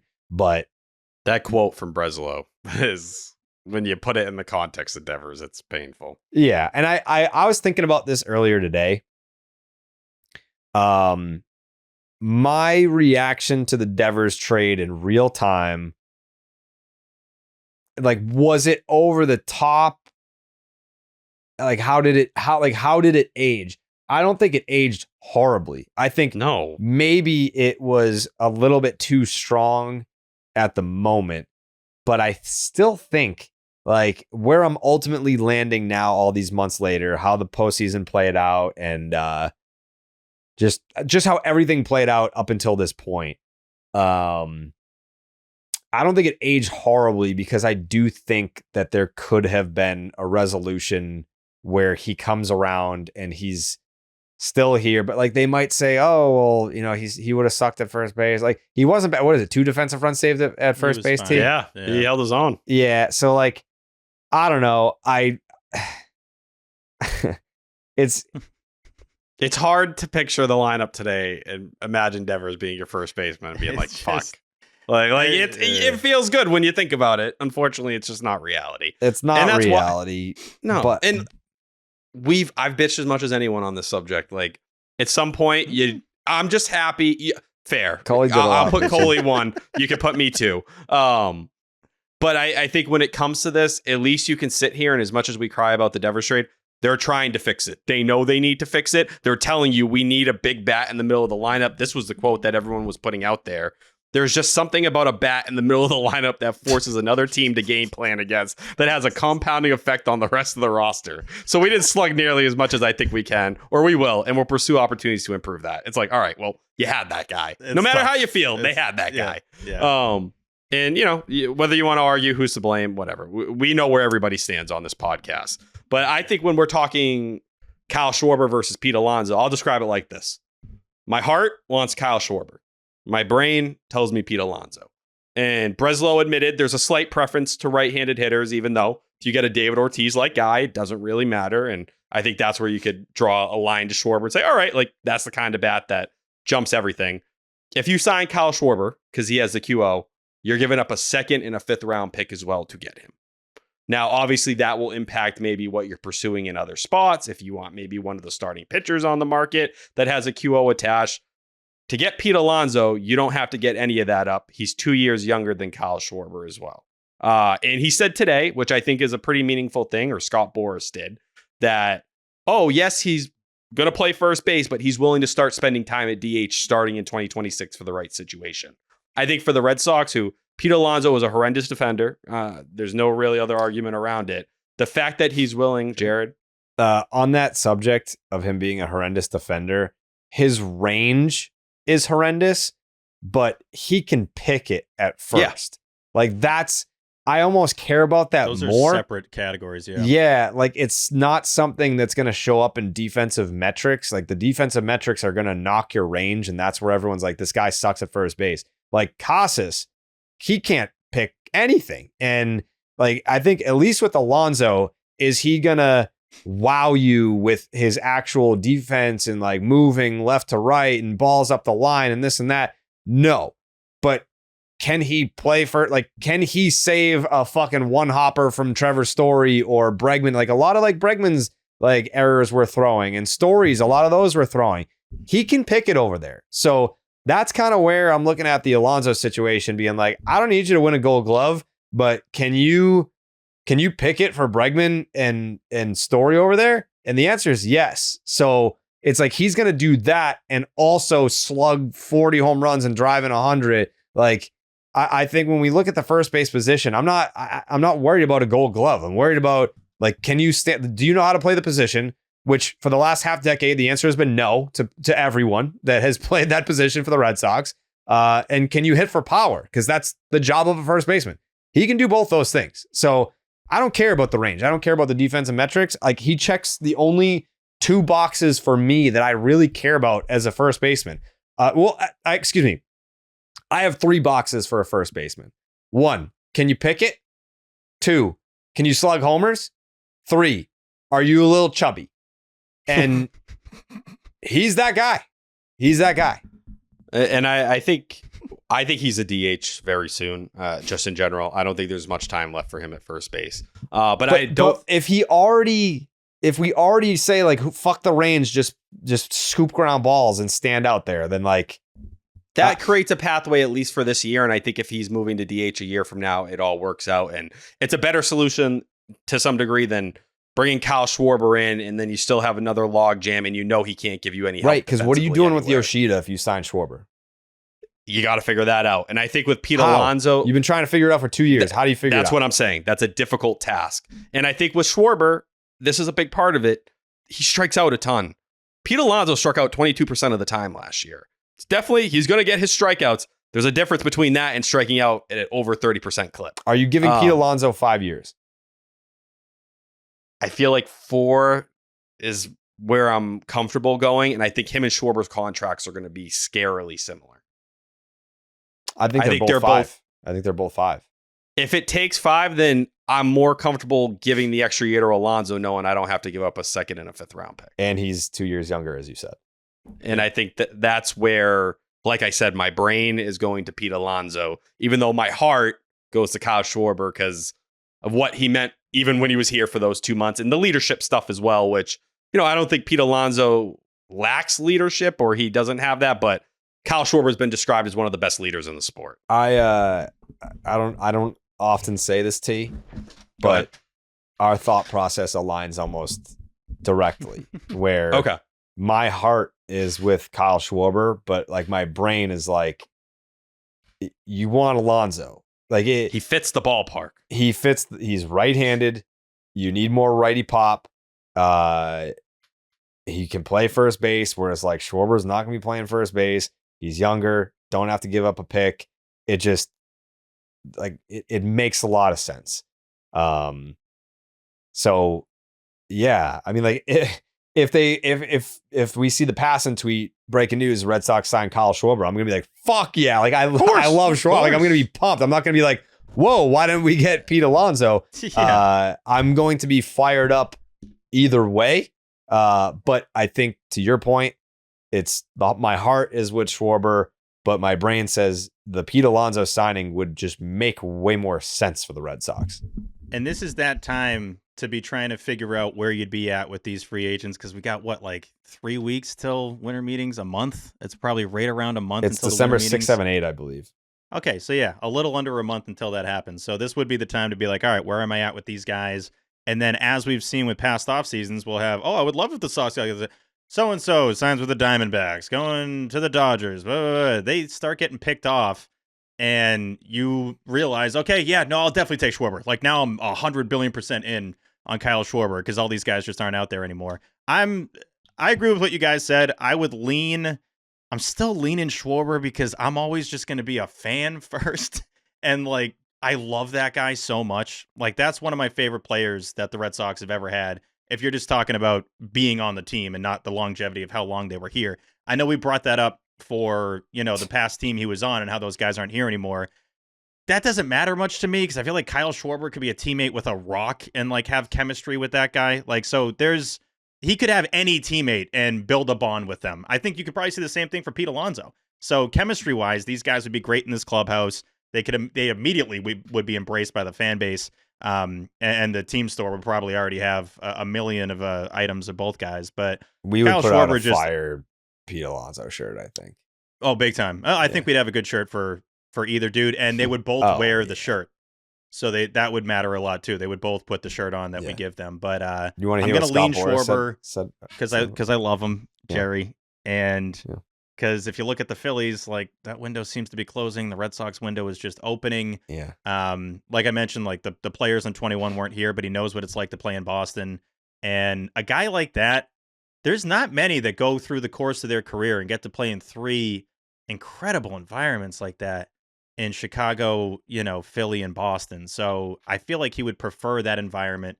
Obviously, he prefers big moments in the postseason, and the Red Sox showed you they don't have enough guys that can have that big swing in the postseason. He would big swing. You want to hear what Scott Boras had to say about Pete Alonso? Yeah. It's like Petey Potty. How open is Pete Alonso to DHing if he goes back to the Mets? Is that something he would consider going back? I think Pete, at this point in his career, he's about winning. No doubt. Had that question a lot. There's no doubt that Pete's pursuers are primed to pay the power piper. Pete picked the perfect period to play preeminently at a primary position.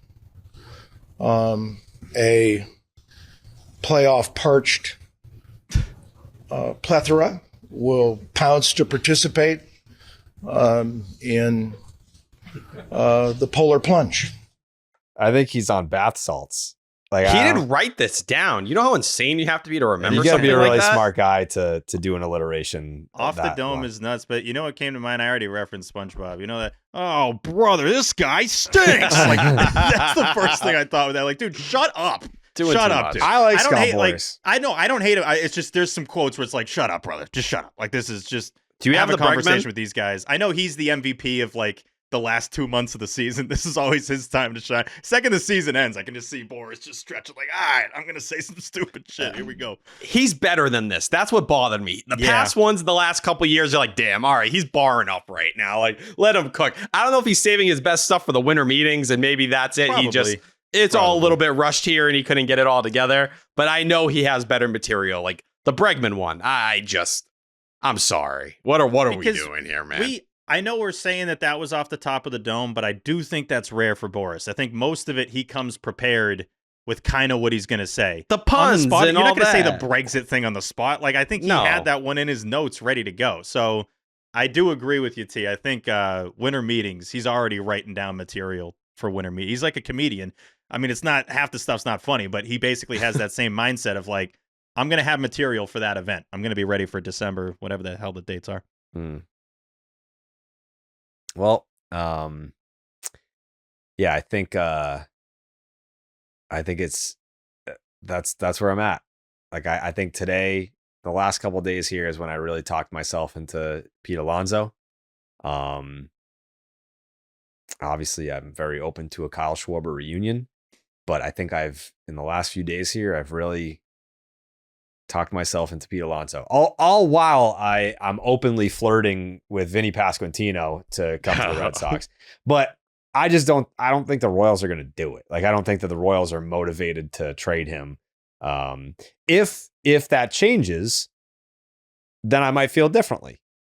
But I'm operating right now on wanting Pete Alonso on the Boston Red Sox under the pretense that Vinny Pasquantino is not available. But if that changes, then I might feel differently. Yeah, it would be interesting if there was a Vinny. I know some Cole people Reagans. are looking for Cole Reagans, Chris Bubich, something along those names. Like, I think it's going to be a little bit bigger than Duran, and they're going to have to be some different pieces there. Royals had the worst outfield in all of baseball last year. Maybe they're into the password or something like that. And, you can kind of match this up a little bit, but there's something there. It would be interesting. And I think Vinny Pasquantino in a lot of ways is what they hoped Tristan Casas was going to be. Another guy who doesn't have the best defensive metrics, but would give you that pop in the lineup that you're kind of starving for right now, even though it's from the left side. Would the Sasquatch come with him? He better. Comes out after every hit. Would he be Coley's part of the doing trade? that, he said. Oh, yeah. Coley would be awesome at that. And what, is he just walking up where the K-Men would be or something like that? Or would he... or the monster? Maybe the on the ladder. Yeah, have him climb down the ladder. Yeah, have him climb down the ladder and hold on to it like King Kong, hanging off the building. Yeah. Honestly, doesn't it feel like a Coley walking down that ladder would be the end of that ladder in terms of the state that ladder's in at this point? That thing has got to be. Are you calling him husky? Coley's just he's a big guy. He's a big guy. He's a big guy. He's 7 feet tall. Yeah, he's a big guy. Fat. He's a big guy, but I don't think he would take the ladder down. It's more a comment on the state of the ladder, not the state of the Coley. That thing has not been used since 2003. I don't know if that's true. What? I'm saying for its purpose. Whatever. I can't speak to the usage of the ladder. I can't assume. Oh, it kind of feels like you know something about the usage of the ladder in the last 22 years. I mean, I know that people get on there. Okay. I would like to be one of those people. No. Okay. Why? I think we had another ad. Yeah, I think we ad. Yeah. Yeah, you can use the ladder T, but you're going to have to buy some tickets. Okay. Yeah, you're going to have to buy some Red Sox tickets for next season. What do you think about that? Where can I get them at? The Game Time app. It gives the advantage back to fans. It's the hack for unlocking amazing tickets and experiences in just a few taps. It's incredibly easy to use, and the Game Time guarantee means that you can trust you'll get 100% authentic tickets on time and at the best price. Plus, fees are always included. So what you see is what you pay. T, what games do you think you'd like to go to next year? Every single one of them. Oh, wow. All 81 at Fenway. So you're going to go from 2 to 81? Yep. Good luck. Fees are included, so you can know I went to more than 2 games last year. Would you go to 3? Did you? 3 sounds right. Yeah. Know your total up front with no surprise fees at checkout. They've got zone deals. Save even more when you choose a section and you let Game Time choose the seats for you. Snag new ticket deals before anyone finds out by following your favorite team in the Game Time app to receive alerts. Get a panoramic view from your seat in the app before you buy your tickets. The lowest price guarantee or Game Time will credit you 110% of the difference.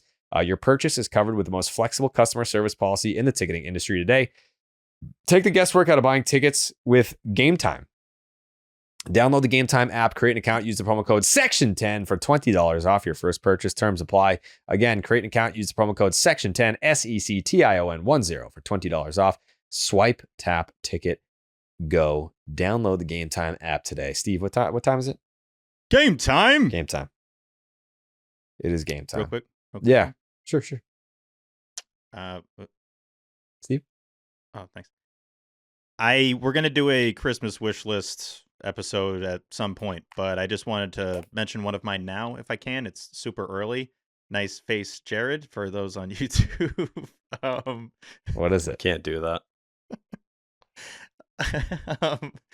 So one of my early wish list items is more tea at Fenway. I feel like that'd be nice. I love being at Fenway. We obviously love getting content at Fenway. Mm-hmm. Shout out to Mikey. You know, he had the elevator moment, all the walk-offs, the stuff on the field. 2K. Yeah, 2K, everything. Steve, Jake, the whole Corey, crew. Jake. I went to more than 3 games.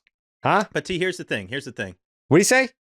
I went to more than 3 games. I went to that game on the Monster with you guys. Okay, this was what I was going to bring up. When I was scrolling through to make sure I didn't miss any of the items for the awards, I was like, right, T was there for City Connect night, where the ball went up there and it hit Corey and I got it. Jerry?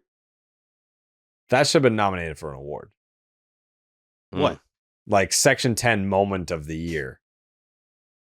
Isn't that like an unselfish move by me to not put it in there because I ended up with the ball? Like, yeah, but like it wasn't about you. It was about the group.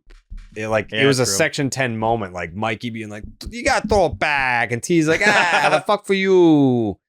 Yeah, and you're like, "I'm not gonna do it. I'm not gonna do it. I'm not doing it." It does say what it's a crazy year that stuff like that can kind of slip by a little bit. You're like, "Oh shit, that happened." It's like kind of crazy. I didn't even come to mind, Steve? What would that even? No, I didn't miss it. It's just where would that fall? I guess for an award because Section 10 moment of the year. The game did suck that night. Besides that, that was like the one good thing that happened. Okay, we'll bookmark this for next year. Section 10 moment of the year in 2026 will be a new award. It's kind of like the Olympics where they add new games and all that. So we'll make sure to do that. I will say more tea at Fenway in 2026. Yes, definitely. I had so much fun, and I was always a little worried. I don't know if I'd have that much fun. Not because I wouldn't have fun with you guys, but I'm just someone like I'm not super out there like big crowds. Outside. That's not my vibe. Like, yes, Yeah. I'm very hermity. And whenever I went to Fenway with you guys, it felt fun and it felt loose and it didn't feel like stressful or anything like that. So I don't know. I'm definitely into going to more games and hopefully everything works out. So that's a big possibility next year. You thought it wouldn't be fun us at Fenway, T? What are you talking about, T? Internally, not because of you guys, but just because I'm such like I like going out and doing the whole thing is not my vibe. I'm awkward, I don't whatever. go out. I know, but I think that's one of the reasons, like Jared, me and him are on that kind of same like antisocial wavelength to some degree. Scared so of I our always girlfriends, feel like, yeah, we connect on that. And then like Steve and Eamon and Jake and everybody is just always like, T, you good? You need anything, T? And I'm like, oh, what do I have to worry about? Like, I got my boys with me. And that's a good feeling. I don't ask you if you need anything. No, I just said me and you are always on the same wavelength on that. Legit, the guy who gave up his seat on the Monster this past season so I could enjoy that moment. Yeah, did it for Jared Hogdale coming back as well. to those seats. That was one of my favorite. Not that you weren't there. I was pissed you weren't there. But when you came back, the look in your face, I will never forget that. I did see it. I saw it live on TV though. Like by the time I know, but it was a classic. Like, what just happened? What the hell did you guys just do? Yeah, like by the time I got to the Aura Club, it was happening on TV, and I was like, no fucking way. It did feel like a movie. Like those are one of those moments in life where I was like, what the fuck is going on right now? There's no way that happened. Yeah. It was crazy on its own, but for them to there goes T. It was crazy on its own, but for them to document it the way they did, and then for Mikey to know because of the Nesson years, I was there, but it's been a minute. Like he knew, all right, 3, 2, we're on camera now. I got to do something. Throw it back. It's like you can't teach that. God bless him. God bless him. T. I will say on that Royals point with Duran and the Vinny talk, like. I do think people are starting to undervalue Duran a little bit just because I agree. We see him as the outside guy. Like it is the dude who led the team in F4. And yeah, he may not have been quite an MVP level player, but he's still a 3 to 4 win player. And that has value. Like Vinny and him are both free agents in 2029, along with Cole Reagans. Reagans has his arbitration numbers locked up, which might make it a little bit more attractive. But Chris Bubich, it's a rental. It'd be 1 year and he made 20 starts last year. So he was basically a 5-win player last year. Yeah, like acting like he's worthless second is in war unfair. The Sox behind Crochet, Duran, I think. Yeah, he led all position players. Yeah, like that's what I'm saying. Like, me and T are very aligned tonight. Is crazy. I've seen a lot of that. Just like, like get rid of him. Like he's statistically one of the best players in the team still. Even in a down year, like a 5-win season. Like if we were looking at we did a whole segment on this, it wasn't even that down a year. It wasn't. No, it was if Wilyer worse than the year Abreu before, but it wasn't like down. If Wilyer Abreu had 5 WAR this year, we'd be like, holy fuck! Like we got a good one. Like what a steal from Heim. Played in like 153 games. I think if Duran played good defense this year, like what's his would ceiling? Feel a lot different. If he can turn in 4.7 WAR, what's his ceiling gonna be? And then Duran 4.7 WAR, and everyone's like, get this guy the fuck out of here. Like, what? I still don't think people can get their opinions of the human Duran out of their brain. And that's fair. Like, we all kind of look at certain people and think, oh, well, that happened and then that happened. So you view him a certain way. But you got to be able to look at what the player is and the value he has. And it's still 3 years of control left, right? I believe? Yes. 3? Yeah. Which is Free agent crazy. 29. I feel like Jaren's been on this team for 7 years and he still has 3 years of control left. But parts of 5 I think a lot lot of people look at it like that. And obviously, it's what have you done for me lately? They look at the wild card series, a 3-game series, and kind of put way too much weight into that. I think that factors into. He's led the league in triples the last 2 years. Get him the fuck out. Yeah. It's crazy. And I 110% every fucking night for 6 months. But back-to-back seasons of 40-plus doubles. Get him out. What a bum. I do believe as well, like the stuff we've been getting from Castillo over the last couple days. I think Tim Healy was the other person who mentioned it on Foul Territory. That, listen, like there may be a trade where Wilyer Abreu is the guy they're looking for, or Ceddanne Rafael. I do believe there's truth to that. Like if there's a certain player they fall in love with, let's call it Mackenzie Gore, and they're like, that's the guy, we're going to make a deal with Paul Taboni. They want Wilyer Abreu. I do think there's a chance that Wilyer Abreu is the one who's shipped out and Duran's here and Duran's playing left field. Rafael is in center and Roman's in right. Like, I think the most likely route is Duran being gone, But the fact that people won't even rule out a Rafaela trade because of how he's viewed around the league, like we know the Rays were asking for him last year at the deadline for Yandy Diaz. Like, who knows? Let's see what these trades come across because where'd you learn that, T? Jared Carrabis. Yeah. Jared Carrabis. Whew, I got nervous as I had to say your name there. Jared Carrabis. Nailed it. But like that's the, let's see. Who knows?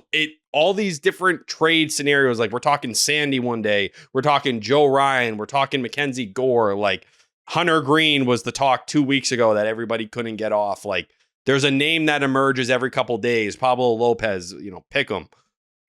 There's so many different trade possibilities there. We have no idea what's actually going to happen yet. Was there anything else super pressing on the manifesto? Yeah, the only thing we definitely have to hit on is the Trevor Story. Breslow saying that that's his starting shortstop. And while I understand some people being like, well, he did this with Devers, I think the Marcelo Meyer half of it was very telling. It felt like Breslow was kind of telling him, like, it's time to grow up, man. Like, this is it. Like, get your body right. I have the quote right here. He needs to get bigger and stronger and be able to shoulder the workload of a full season. That's what the conversations have centered around. To his credit, he's committed to it. We're really excited about what he's going to become and what he'll bring to spring training. To me, that's a challenge. That's like, we need to see you take that step forward this year. Show up to camp. They should be writing best shape of my life stories about you when you walk through those doors on February 15th. And I think that's what they're hoping for. Also, I mean, I don't know. I just think it's silly to commit to guys at certain positions in November. Like shit can happen and I don't know. Things change. I'm not saying that he won't be the shortstop next year, but there's a world where that's something crazy presents itself and now he's your second baseman. Like, who knows? I don't know. Whatever. It's not a big deal. I always think it's funny when this stuff comes up. And every year, like we've been doing this long enough, and I feel like T's been doing it for the amount of years we have, for the amount of like seconds T puts his brain into this stuff. Yeah. So like we've viewed these months similarly every year. At least I have. And November, I cool off a little bit. I just let things just kind of happen. You start piecing together the notes, piecing together the reports. Yeah. And I always think it's funny when quotes like that come out when the season doesn't start for 6 months or whatever. It's like, what's the point of committing to anything before Thanksgiving or even before Christmas or even November is the give me the menu. Give me the venue. Exactly. Yeah, give me the menu month. I'll take the bread. I'll take some bread. You guys got butter? Like I just want to look. I just want to see what you guys got. Exactly. Like I'm not ready to order yet. I just want to see what you guys got. Take a look at it. Right? Yeah, do some mozzarella Winter sticks meetings maybe. are in a month. That's when shit really seems to get popping, right? Exactly. Like, we'll get the minor deals over the next couple weeks that nobody gives a fuck about. It's advertising time. Mm-hmm. But yeah, I think for Story at shortstop, if he's going to be there, like I said, I think they're going to platoon Marcelo Meyer more likely than not. And the fact that he hasn't played 100 games in his career in any season, I think they're not going to want a lot of movement at a place like shortstop. They're going to want consistency there. And I think that's why they're probably fine saying it's Story right now and rolling with that. And yeah, the metrics, 3rd percentile and outs above average last year. The middle of the summer, like the eye test matched what the numbers were. He was +4 in June, -1 in July, and 0 in August. So he had a 3-month stretch in the middle of the season where he was 3 outs above average over a 3-month stretch. You go to September, he was -6. You may say, oh, that's a guy who, oh, there he is. Hi, Coley. We doing guns out? Yeah. Yes. I had a suit jacket on for the awards and I got hot, so yeah, pop it. Yeah. Pop it. That's Tony Soprano. Yeah. Yeah. But yeah, the -6 outs above average for Story in September. I think you can pencil that to a guy who was clearly running on fumes at that point in time. Do I think Marcelo Meyer would play a better shortstop tomorrow? I do. Until they believe he can last a season and face both sides, I think they're going to roll with Story. All right, I know Coley has a name. Coley, you got any takes?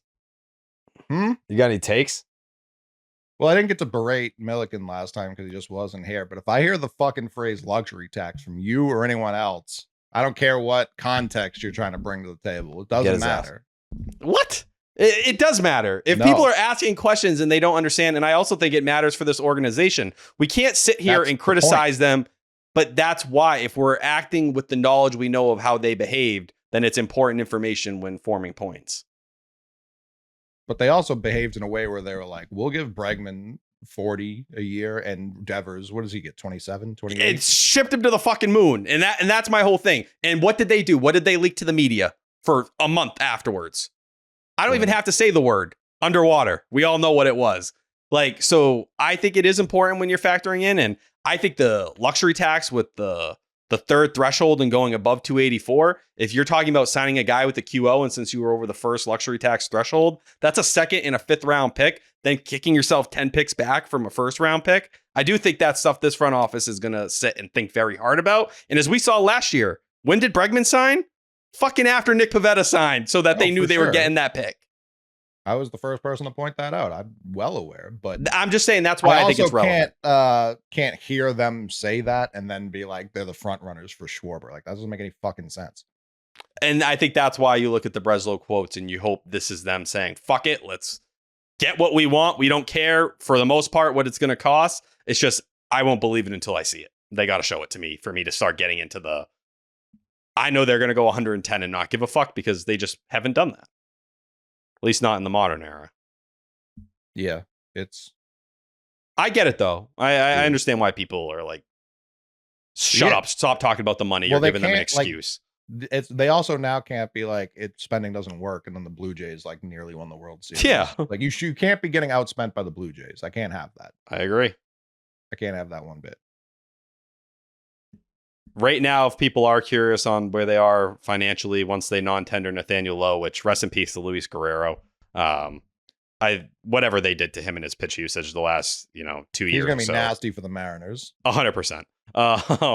But they're going to be at 206.9 once they non-tender Nathaniel Lowe. So if you want to throw 30 on Alonso or Schwarber and go from there, be my guess. But if you add him and Bregman, that's 60, and you're at 260 already. And then you still can go add a pitcher. Steve. No. We haven't got to closing thoughts yet. Steve. What? I know you probably saw those notifications, didn't you? Steve. I know. Come on. We're doing good. That was a fun show. Yeah, you fucked it up. No, stop it. Jake. Stop it. Jake, play the awards music right now, please. Good evening, and welcome to the 2025 Section 10 Awards Show. Here's your host, Steven Perrault. Ladies and gentlemen, the final This was a last second addition to the script. You should say it. It was your idea, host. and I think it's a great idea. Go ahead.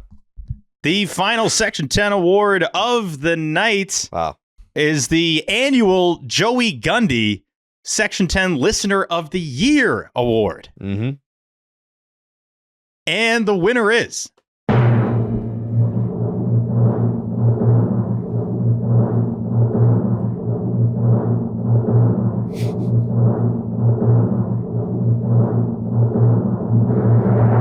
Joey Gundy! He did it.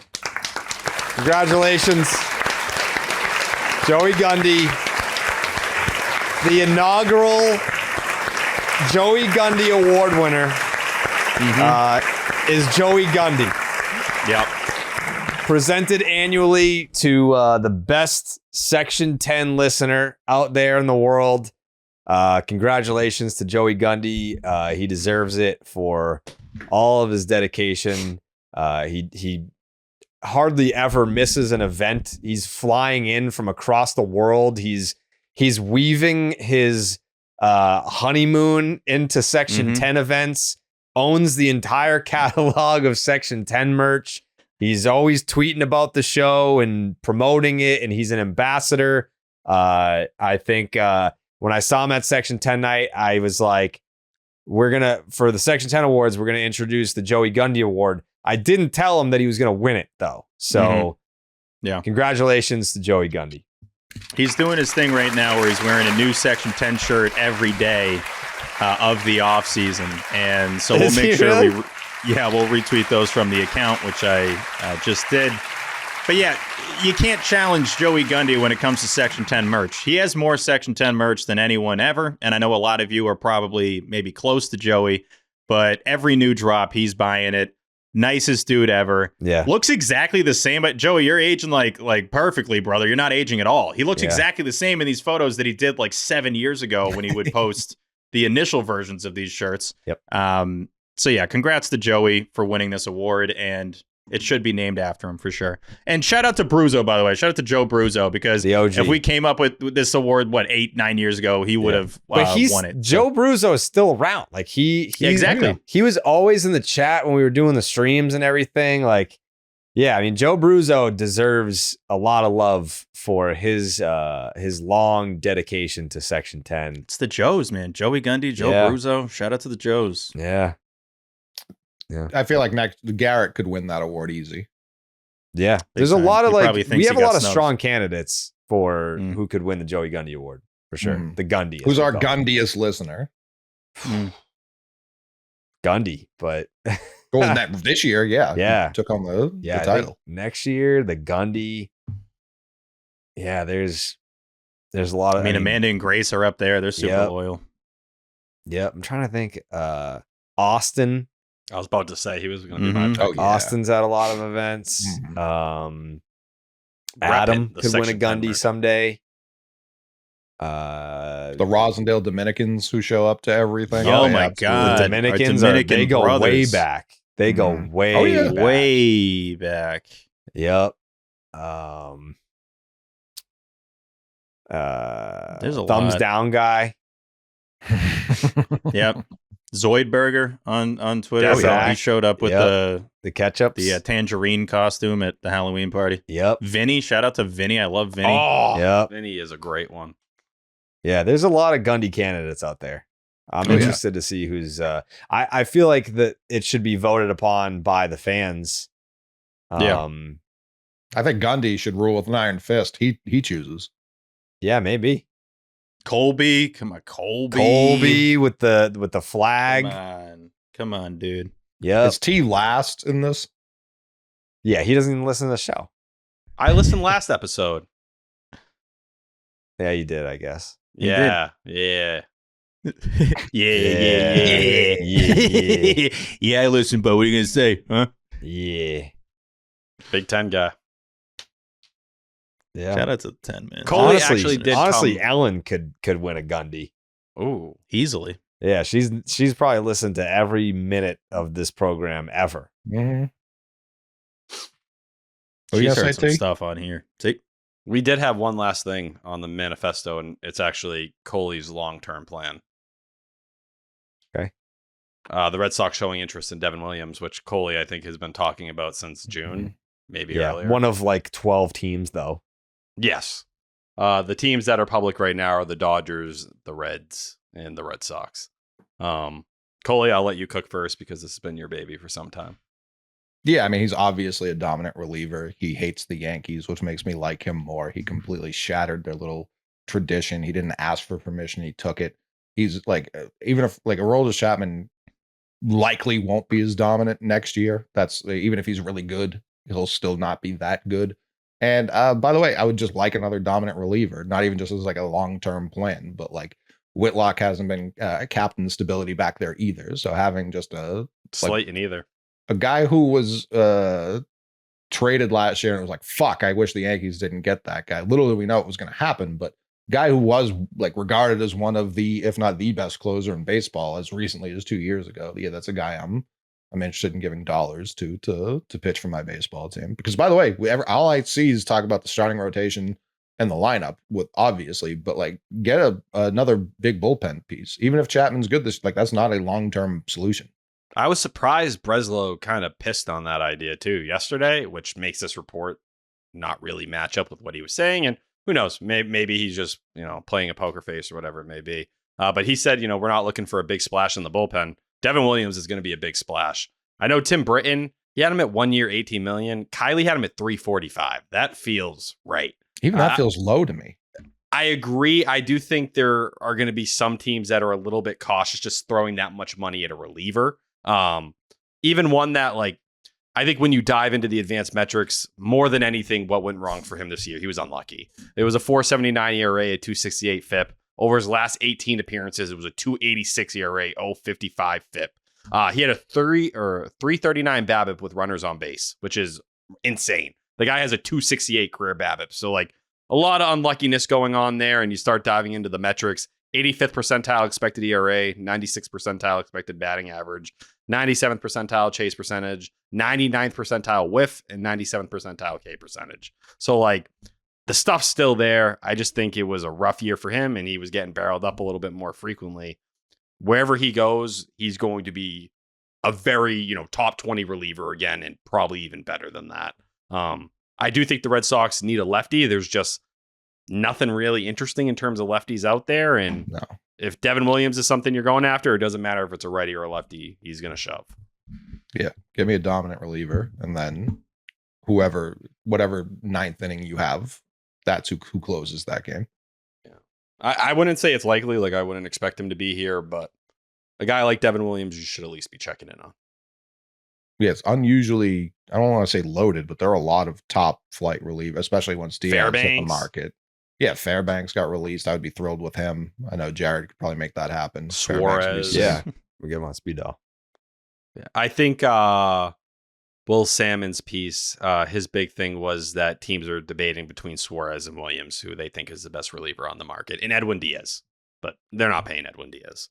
No, I do respect him being like, I'd like the same contract again, please. Twice.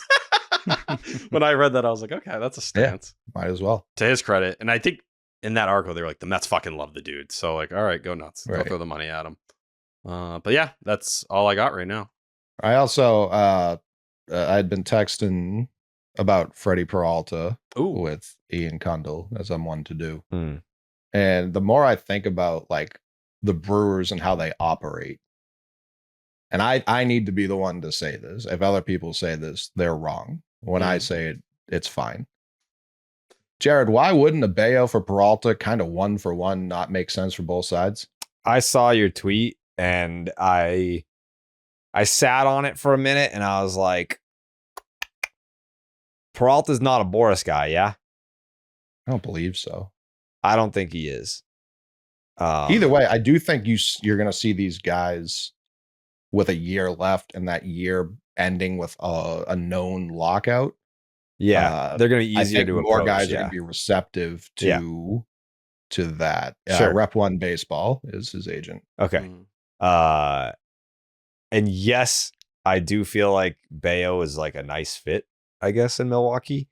And big time. Peralta, I mean, I've been a fan for a while. Like, I would drool over that. And I think, I forget who said it, maybe Robert Murray said that, like, the Brewers would have to be blown away to trade Peralta. And it's like, okay, well, how about whatever it is, 5 years, 6 years of Bayo for 1 year of Peralta? You doing that? Yeah, I can't believe they need to be blown away for a team that would even consider trading that guy. And they've traded better pitchers more recently for dog shit. So that's where it's like, I trust I think Bayo would, like, maybe get an ERA title playing for the Brewers because he would finally have a defense behind him.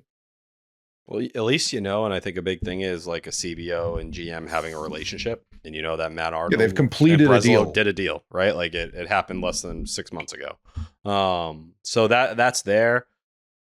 I'd be surprised, Bayo for that many years. Like, I've seen a lot of people trying to do the Corbin Burns comparison, and it's hard when you look at, like, DL Hall and Joey Ortiz. They were between essentially 50 and 100 at that time. People forget the comp pick too, which was right after the first round. That is not a small thing, especially when you look at the Red Sox were flipping that in a trade earlier this year.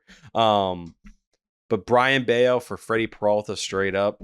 I'm curious to see what the Brandon Woodruff QO does here, because I still think he should turn it down. I think he could do better than the $22 million. He could get 2 years, and like, if Walker Buehler could get 1 year, $21 million, why can't Woodruff get $242? Well, he didn't have a QO. Oh yeah, that's a good point. He does have the QO attached. But you look at Brandon Woodruff as a whole, though. He's better. He dominated when he was healthy this year. Obviously, ended with the shoulder strain. So like, it's just getting a team to be comfortable with that next to them. That is a significant thing. I also wouldn't be surprised if he just said, "I'm happy to stay in Milwaukee for another year," for sure, just like he did when he was rehabbing and just ride it out. But for me, it's like I don't know that we could do a direct comparison for the Burns trade, because you could do the prospect rankings, but it was more those guys were major league ready, at least in the Brewers' eyes. They were like, you guys are not ready to contribute. So when I see, like, I had people tweet me Arias and Password today, and it's like, that's not the same. That's just not. No. Even if you're trying to do the rankings, it's just not the same at all. Like, I don't even. If the Brewers are trying to win. Straight up, it's like, yeah, exactly. They're still going to contend, and they have outfilders, by the way. So like, Password does nothing for them. None of our outfielders do anything unless they view one of them as an upgrade, which I'd obviously explore. But if it's Bayo and like Valera or something, I'm still doing that. That'd be an interesting one. Or Clark. Yeah, Clark would be one. They'd probably turn him into Josh Hader within 12 months. Sure, but that's fine. Like, give me Perrault. Even if they don't re-sign him, it's like, okay, like, there's more pitchers coming. Yeah, for me, if you're going to move Bayo, I need to know you're going to have a deal done with him. That would be my preference. But I don't know if that's how they're going to use. My biggest point is, if that's how they're going to use Bayo in a playoff game, like, he definitely means more to other teams than he would here. Yeah, I still think, though, the fact that they're essentially penciling him in as their number 3 starter still speaks to what they think of him. You know, It's just, and I'll give Andrew Bailey, like, shout out 310 to left, did a really good interview over there. Shout him out, man. He was really talking high about Bayo and saying, like, I don't think we're even near building up his trade value. I think they believe if he can get the feel for his changeup over 6 months, there's something there that is beyond what we saw this year.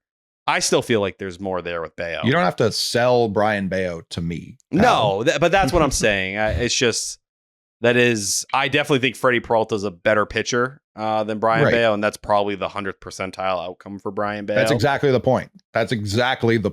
It's just 1 year is a tough one. But again, it's also like, all right, if we're trading for Joe Ryan was 2 years, is that much better?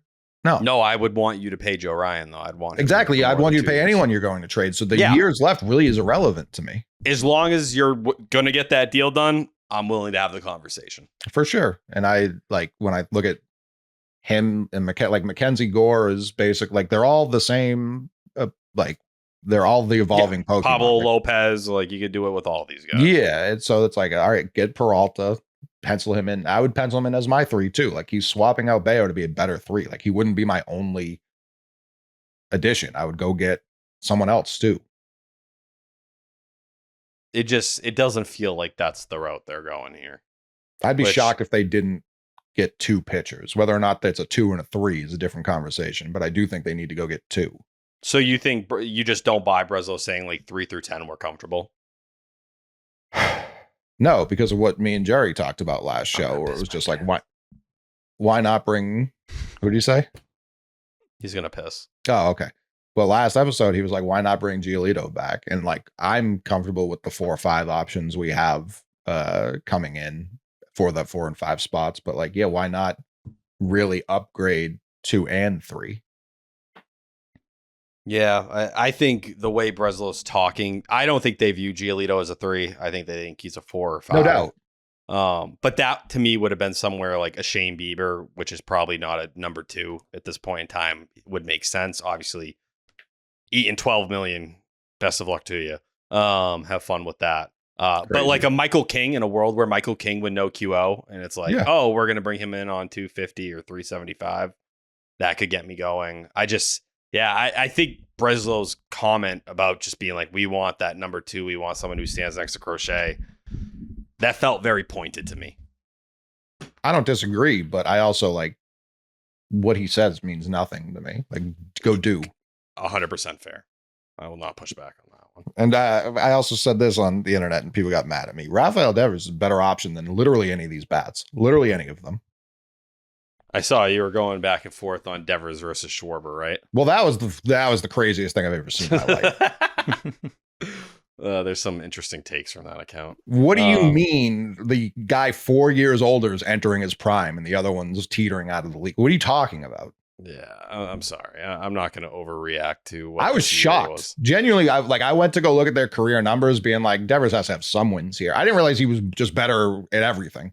That was genuinely shocking to me. If you had asked me who had more career home runs, Kyle Schwarber or Rafael Devers, I would have said Schwarber and not even blinked.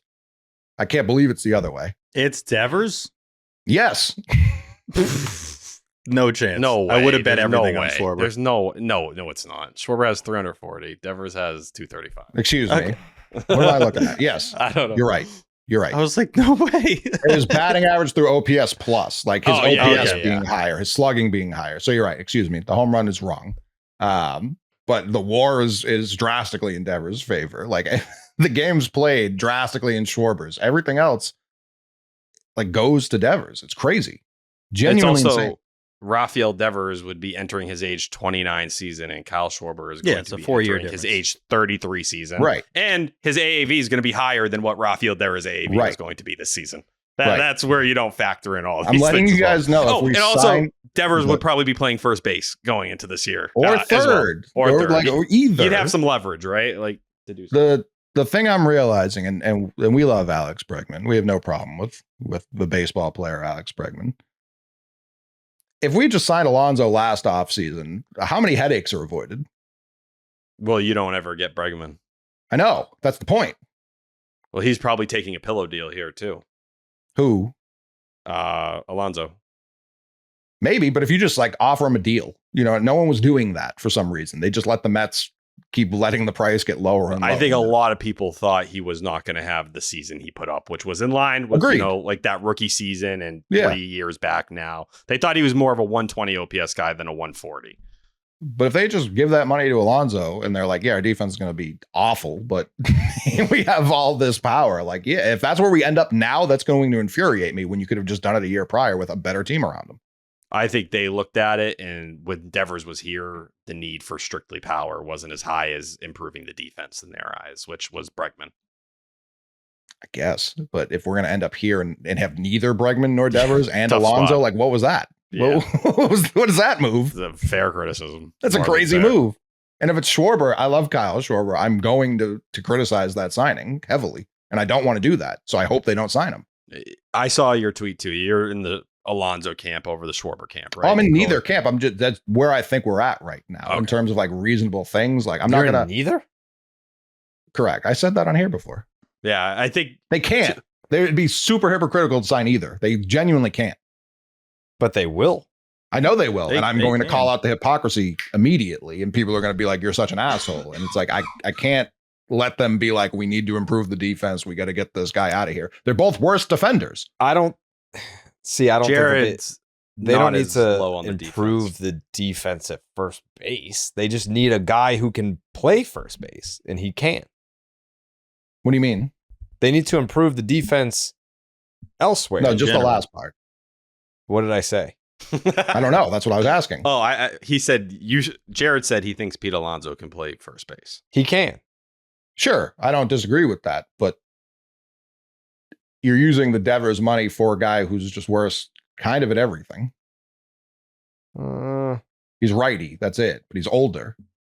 I wouldn't say worse. I wouldn't say like worse implies he's not good. He's great at hitting. We're comparing really good players, but yeah, in kind of every way, I'd rather have Devers. Okay, but that's not an option. Like we need to. It was though. Okay, but it's not but now. The amount of time so we who spend on fucking that. cares? Like the conversation shifts. This is the money they've allotted to do this next move is by that move. So he it had obviously a 144 OPS plus last year. Mm-hmm. He has a higher OPS plus for his career than Devers. To be fair. That's so what impressive. are you talking about, Coley? Like what are you talking about? I get that you're still hung up on the Devers trade. But he ain't coming back. So how do you make the Red Sox better from here? It's Pete Alonso at first base who's going to come in here and sock homers and drive in runs. I'm not going to be like, well, the Red Sox shouldn't have traded Devers, so we should just not try to make the team better in 2026. That's not how they should be utilizing that money. That's not it at all. How? Like, how are you going What do to you have a mean? middle of the order bat if it's not him? You're going to trade for that guy? Because if you're just going to spend money, then that's the guy. Rafael Devers has a higher career WAR, only home runs, and OPS Why plus are we of talking what about coach Devers? is. How are 'Cause you that's the going to money you're make the allocating. 2026 Red Sox better? If you could go get Vinny P for less of a price and also still have that money to go get a different pitcher, how is that not a better plan? But wouldn't you rather use trade assets for the pitcher and then spend money on the bat? No, not in this class at all. There's more better pitchers in this free agent class than there are hitters. I've been saying that since the trade happened. But Pete Alonso is a good fit. You don't have to put it this way. The Red Sox, how often, long? Bregman included, even though they didn't end up doing it, I mean, it still fucked all this up. Bregman included. How many times have the Red Sox recently brought in a player to play a position that they don't fucking play? They signed Trevor Story to play second base. They signed With Alex their own Bregman to play prospects. second base. Yeah, like fucking Christian Campbell. It's like, Marcelo Meyer, you're playing third base, even though you're a shortstop. Like they've been doing this since Xander Bogaerts. Guess what? You're Correct. called up for a pennant chase. You're now a third baseman. Mookie Betts, you're now a right fielder. They've been doing it forever. You have, I mean, for a team that's set in a lot of places, potentially, like at least from like a defensive perspective, you have an opening at first base and you need a middle of the order bat. He plays first base and he's a middle of the order bat and you just got to give him money. You don't have to give up any draft picks. There's no QO attached and he's a proven commodity. He's right-handed. You're two left-handed. He's right-handed. Like, what's the issue? Because of Devers? What does that have to do with shit? Because the money, again, it's the money you've allocated. And I was also told when the report came out that Devers said he would play first if it was guaranteed to him next year, that you couldn't do that because it would hurt Tristan Casas' feelings. That was what the fans told me. Well, now we're at the point where no one gives a fuck. Like, no, I don't kid then. I don't want to hear about Devers. I don't want to hear about Casas. Those guys, remove it. Now tell me why no Pete Alonso. I think it's a poor way to use that money if what T's saying, and we all agree is true, that they only have a limited amount to spend. I don't think that that's the best way to use that money and locking it in moving forward. T's just using the Red Sox payroll guy on Twitter to be like, here's where we are for the luxury tax. No, but he's not threshold. wrong. Like they've set a threshold that they haven't crossed in some time. I need to see them but do they've that. also if they sign told Alonso us, and then also make other signings, I won't say anything about it. If he's the only signing, I'll be like, that's a weird way to use that money. I think there's a difference between I'm under the impression they won't do it, and I won't believe it until they do it. Because they've told us all along, like John Henry doesn't want to spend money on a team that he doesn't think is going to win a World Series. Okay, Sure. Well, now all the guys are up here. The team's in place. You finally got back to the postseason last year. Now you have to build off that. How do you build off that? You have to spend money. You have to go past the luxury tax threshold because apparently they're right up against it anyway. So, like, I think that was the interesting part about what you said, Tyler, was fans not understanding the extensions for Garrett Crochet and Roman Anthony and the big jumps that their luxury tax hit will be in 2026, like really early. That's Christian something Campbell to consider. But at the end of the day, the Red Sox have told us we will spend when we think it's time to spend. They say it every It's offseason. fucking time to. They didn't though. They did not say the that. second they fired Heim, they said it's going to be a big offseason, and it wasn't. Last year, they had a big offseason, and one of the two guys they signed is already probably not coming back, per any report. And I know you know differently, but it doesn't seem like it's leaning in this direction. It doesn't seem like the Red Sox It's too want early. it to lean in this It's direction. too early. Like with Bregman, It is early, but it It's- doesn't seem like anything coming out of the place that would sign him are super interested. And need I remind you that we were recording for about an hour and a half doing a podcast accepting the fact that Nolan Arenado was going to be the third baseman for the Red Sox. 1,000%. And then here's Alex Bregman. So like, I don't give a fuck what's out there for reports right now. It's mid-November. I do not fucking care what people are reporting in mid-November. I'm not saying it's going to take until February for Bregman to sign, but people that are talking about it right now, better not. They don't fucking know. Like no one knows right now. Like they're like the Bregman camp, the Boris camp, they're going to play the game. The Red Sox, they're going to play the game. They're going to say, you know what? Sure, we're just going to sign Pete Alonso. If you don't want to play ball with us, then sure, we're just going to move in a different direction. Ultimately, I think they'll come together. They'll figure it out. But what Tyler was saying earlier, or maybe it was Steve, I can't remember. The Red Sox can't have Bregman hold them up. If Pete wants to sign tomorrow, let's get it done tomorrow. You know, like I don't want to hear that it's got to be one or the other. Like you can sign both. You absolutely can sign both. For sure. I'd be curious how they look at Okamoto and compare him to Bregman at like 30 years old, thinking they can get him for 3 years. And he played more. He played more third base than he did. I know first he base. did. Yeah. Like I wonder if that would be, or just insurance as they kind of go about it. Depending on whether it be Schwarber or Alonso and what you would do with Yoshida and kind of going about it that way. But no, I even Bo Bichette, like, I don't think he's leaving Toronto. I'd make that call. I'd definitely make that call. If you're not going to plan to give significant money to Alonso or Schwarber, maybe that makes you uncomfortable. And they look at Bo Bichette, who's going to be 28 and he fits their model. Fuck yeah, I'd look at that because that's a guy who I would expect to come here. I think he did 25 jacks at Fenway Park at second or third base. And I think you could make a lot of arguments to why you'd be happier with that contract versus a Bregman. It's hard to make a baseball argument against that. Even though I'd prefer to have Bregman here because of what he means to the clubhouse, and then go get Alonso. That's the other part. And then go pick a pitcher. Trade or Imai, whoever. I don't remember the last time I've heard someone talk about Alex Bregman, the baseball player. It's always the hitting coach, Alex Bregman. Like, I need people to start talking baseball reasons why it makes sense to give him 6 years. 6, as we said it earlier, I think 5. It's high, yeah. 5 is where we're comfortable. But to be fair, like Bregman, even with what happened and he rushed himself back last year, still posted a 128 OPS plus. His stats were all top 5 amongst third basemen. I think he's right in that Matt Chapman spot. And at that point, if you told me that trading Rafael Devers, it was such a cancer that you had to throw out what he meant to you as a baseball player on this team, then there needs to be a certain weighing of what Bregman brings off the field and what he does in the clubhouse. And I still see him as one of the best defensive third basemen in the sport. He's an above average bat. He doesn't strike out, which is something they badly need in this lineup. Mm-hmm. Another reason why Alonso makes more sense probably over Schwarber.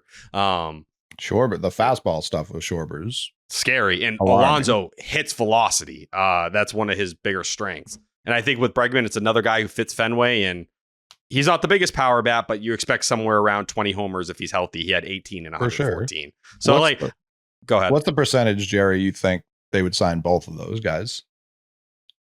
Because I definitely would shut up at that point. I 30? Have no faith that they're going to do both. 30%? I think it's or 2 of those 3. I'll say 2 of those 3. I won't just say those 2. Who's the third? Schwarber. Oh. Yeah, somewhere around 30. I think it's like a takes 2 to tango thing though. What are the odds, or what are the Red Sox willingness? The Red Sox willingness, I would say 60. Like I think that they would do it. I think that they would gladly. I think mentally they already have Bregman coming back. I think it would take like a Bogart situation where a team came in and did something fucking wild, and they're like, oh, all right, yeah, then just take that. But I think they're going to go fair market value for him. I think they're going to try to make it work. And until that doesn't happen, I think they are already operating we feel pretty good about him coming back. And now it's like, to what Tyler was saying earlier, it's Bregman and if the Red Sox are serious about contending next year, they have to know that people are going to be like, fucking boo if they bring back Bregman and that's the big move.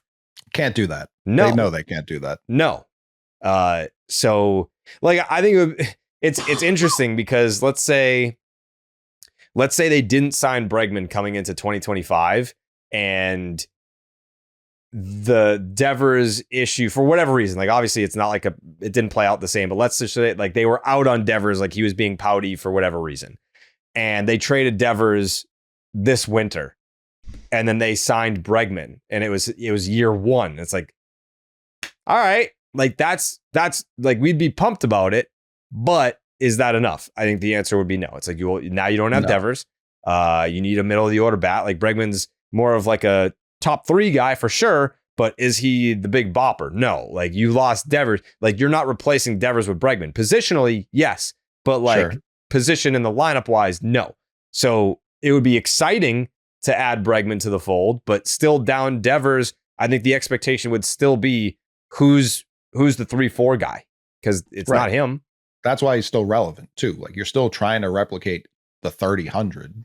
Yeah, that you caused that void with Bregman already here. Like you need the guy that in Yankee Stadium in a playoff game, they're pitching around him so that the Bregman guys can hit. And like, it's like, all right, take the bat off Pete Alonso's shoulder because you're going to pitch to whoever. I mean, like, honestly, it's fucking Roman Anthony. Like, Roman Anthony's the guy that they're he's leading off. Yeah, like they're going to be intentionally walking It's him. a playoff stat, though. The last 2 years, teams that out-homer their opponents are 52-14. 8-1 in the World Series. That's something. And you traded a preeminent home run guy. So it's like, yeah, if they get Alonso and then lose Bregman, you're kind of in the same spot. And that's why it needs to be Bregman plus somebody else, like we talked about. Like, there's no scenario where it can just be bring Bregman back and hope for the best. Makes no sense. I want both. You need both. Yeah, both. I have nothing to say. I'll be like, okay, they did it, but I don't right now have any confidence that that's what's going to happen. And that's fair. I could be wrong. I could absolutely be wrong. You can get those two and go trade for Freddie Peralta. You'll be at 270. It checks all your boxes. You're spending the way you should be. Who was the other guy last winter when it was the Red Sox want 2 of the 3? Max Fried, Blake Snell, and there's one other like frontline starters. Like they want 2 out of the 3 of these guys, and they got none of them. Oh, was it Burns? Yeah, it had to be Burns. Yeah. You forget about Burns because he got hurt early, but That's what I mean. They historically oversell, under deliver. Even in an offseason like last year, they oversell, under deliver. If they're underselling, even though Craig's been pretty direct about what he wants, like I don't know. He can't keep saying like we're going to do this and then be a little under and be like, well, people will like that. No, we had talked about the quotes. The quotes don't matter if you're not going to do it. Like whatever. I think we're smart enough to know that whatever quotes you get, just take them for a grain of salt, is what it is. If he's being, and T had mentioned it earlier, if you're going to be more like Dombrowski, most fans are going to like that, but then you have to act like Dombrowski and get the deal done, or else. That's it, because you saw, and we talked about it on this pod a million times, he wanted to say they were going to be buyers fucking every day after they traded Rafael Devers, and whatever that they want to attempt, call it a trade, whatever Dustin May fucking was and Steven Matz, it wasn't that. So live up to it or you're going to get clowned on constantly, and nobody's going to give a fuck if Craig Breslow is showing up with that little sad look on his face like he did after the deadline, moping because he didn't get it done and because he was an inexperienced CBO that thought he had a deal on the table when the other team was never that serious in the first place. Yeah. I'm excited. I'm prepared to be let down, but I'm excited to see what happens. I'm just excited for some rumors. Like I think, like real rumors, like that actually matter. And like they're they're from talking. people that we respect. Direct shot at me. Jesus Christ. What? All the rumors come from me. What do you mean? Yeah, true. That's true. And Morosi immediately was just like, I hear the Royals and Red Sox are talking. What the fuck are you talking about? I'm dying for him. He's just going to accidentally tag you in one of these tweets. I fully believe it. Yeah. Yeah, I don't know. I'm just excited for I think the Red Sox, not exactly flying under the radar. It's not that. They're not under the radar at all. I think everyone, especially now that Breslow pulled the Dombrowski and said, here's what I want, here's what we're going after. I think it's kind of what we were talking about earlier. Now you got to go do it. Now you got to go do it. It's nice to hear. It's nice to hear that you're kind of not calling your shot, but you're being aggressive. Like you're letting people know that you're open for business. And that's we'll what see how it plays out. It would be so refreshing to see them come out the gates and be the team that sets the market or pushes the market, instead of being the team that constantly is waiting and waiting. And yeah, it worked out last year, but we saw for so many years before that, when you wait it out, a lot of the times it does not. You don't get what you want, or you settle like you did with Trevor Story going into 2022, who was, all right, like we need to sign someone. We'll take the guy that's the last one kind of standing out there, and we'll make it work at the cost of pissing Xander Bogaerts off and putting a cloud over us for an entire year. Yeah. All right. That was a clean 40, Steve, just for you. Hey, it was 225 when I hopped on. I don't want to hear it. Yeah, I mean, we were like winding down, and then you popped in. We were like, all right. I said I would be here. Yeah. I think hey, we were all on this show. Yeah, we did it for the first time since September, I think. Oh. Dan won again, goalie. Not surprising. No. Yeah. It got a little close for comfort. It was like 46 to 38%. So I can't wait. I can't wait for that video to come out. That's going to be my favorite video from this show is Dan Perrault winning the PTOY. The second you started playing the music, I'm like, well, this is going to be everywhere. Okay. I didn't play that music. Who played the music? I think God. God chose okay, it. yeah. It was one of those things that was just like meant to be. Like, of course, the music just starts playing. We all imagined it, but congrats to Dan. Yeah, I didn't play that shit. Coley, you have any final thoughts today? Yeah, since T just brought him up, I am ready to push the how do we get Tatis to Boston? There's one simple way. There's one simple way. What is it? He's my answer for this middle infielder we need to. God. Welcome home. Big X the plug. Big X the plug. You tell the Padres, you're paying the last 3 years. We're Hosmering this shit. You pay the last 3 years. We got the next 5 for you, pal. No problem. And to put him where? Second? I mean, Xander, T, show him where Xander graded at short last year. I was about to say the metrics were pretty fucking strong. So this is the assumption Breggy's not coming back, you're saying? Marcelo at third? Oh, listen, if we can get Tatis just for the cost of bringing my sweet, sweet boy Xander home, yeah, he can play wherever the fuck he wants, but I would put him at third, sure. The Padres finally get their dream. AJ Preller can stop calling about Jarren Duran every That's what I mean. year. Yeah, this is a win-win for everybody. But to be fair, Xander had a 99 OPS plus last year. That gives them tremendous flexibility. He had a 99 OPS plus last year? Yep. Yeah, that plays. 92 the year before that. Yeah, what was Stories? Like 101? Yeah, just over 100. And a shit defender, unlike my man Xander. Yeah, get ready to learn second again, Trev. We're running it back, Trev. Wow. We're putting Tatis at short. We're putting Xander at third and Trevor at second. You want to see bad keep your defense. home and right. Wow. I fixed it. I figured it out. You're welcome, everyone. Wow. Yeah, sure. Why not? Fuck it. I mean, that would be objectively sick. We'd be thrilled if that happened. This would be the hour of the show. Like, yeah, fuck it. Yeah, let's do it. This is how deals get done at the winter meetings, by the way. They're just like all sitting around and be like, fuck it. Yeah. They're at the hotel bar and then it's like 2 a.m. Yeah, fuck it. Well, yeah, here's your handshake. Let's do it. Like they, of course, they have a department full of nerds and they have so much data and analytics and spreadsheets and all that shit. But the deals that get done at the winter meetings are just like 4 dudes sitting around at a fucking Denny's being like, yeah, fuck it. Yeah, sure. That's how they get done. Sure, why not? Can we get some more pancakes here? Appreciate it. Yeah. Extra syrup. Thank you. Yeah, they're like, all right, Coley. I'll do the deal, but you gotta chug this bottle of syrup. You gotta finish the whole thing. You gotta finish the whole thing. Start doing challenges to get Tatis to Boston. Yeah. How bad you want him, huh?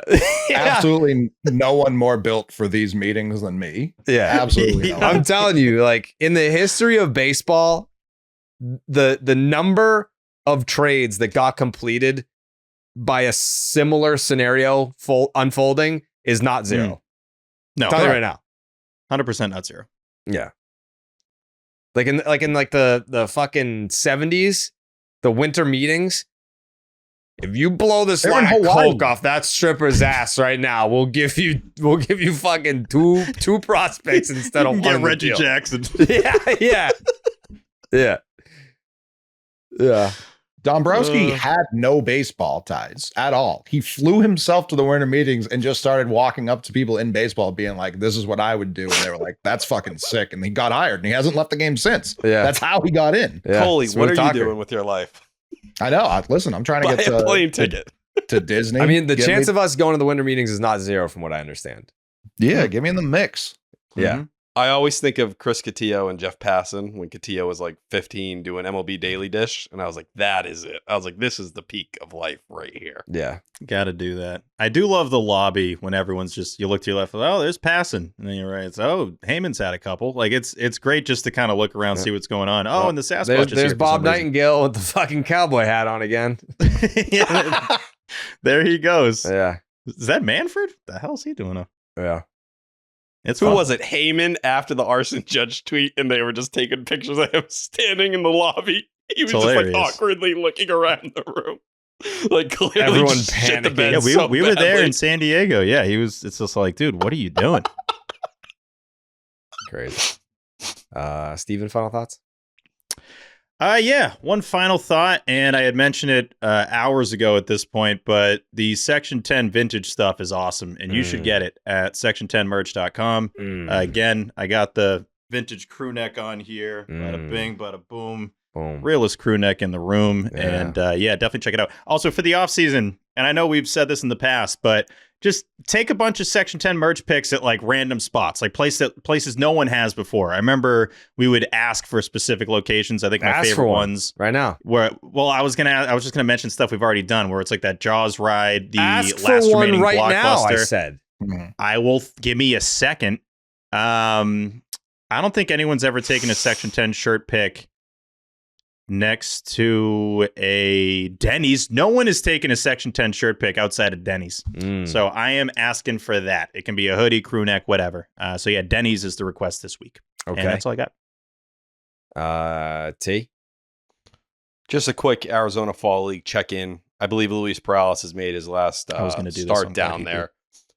Numbers, surface-wise, are definitely not going to get anyone going. It's 11 to third innings, a 10.32 ERA, 15.1 K per nine, 8.7 walk per nine. Last start out there, he did make the Fall Stars game. It was him and Stanley Tucker, which was really nice to see for Stanley Tucker. Dislocated his wrist during spring training, did not play during the regular season this year. Went down there and listen, we all know Stanley Tucker is kind of an organizational guy. We all know that. Yeah, I'm sorry. Yes. I'm well aware. Yep.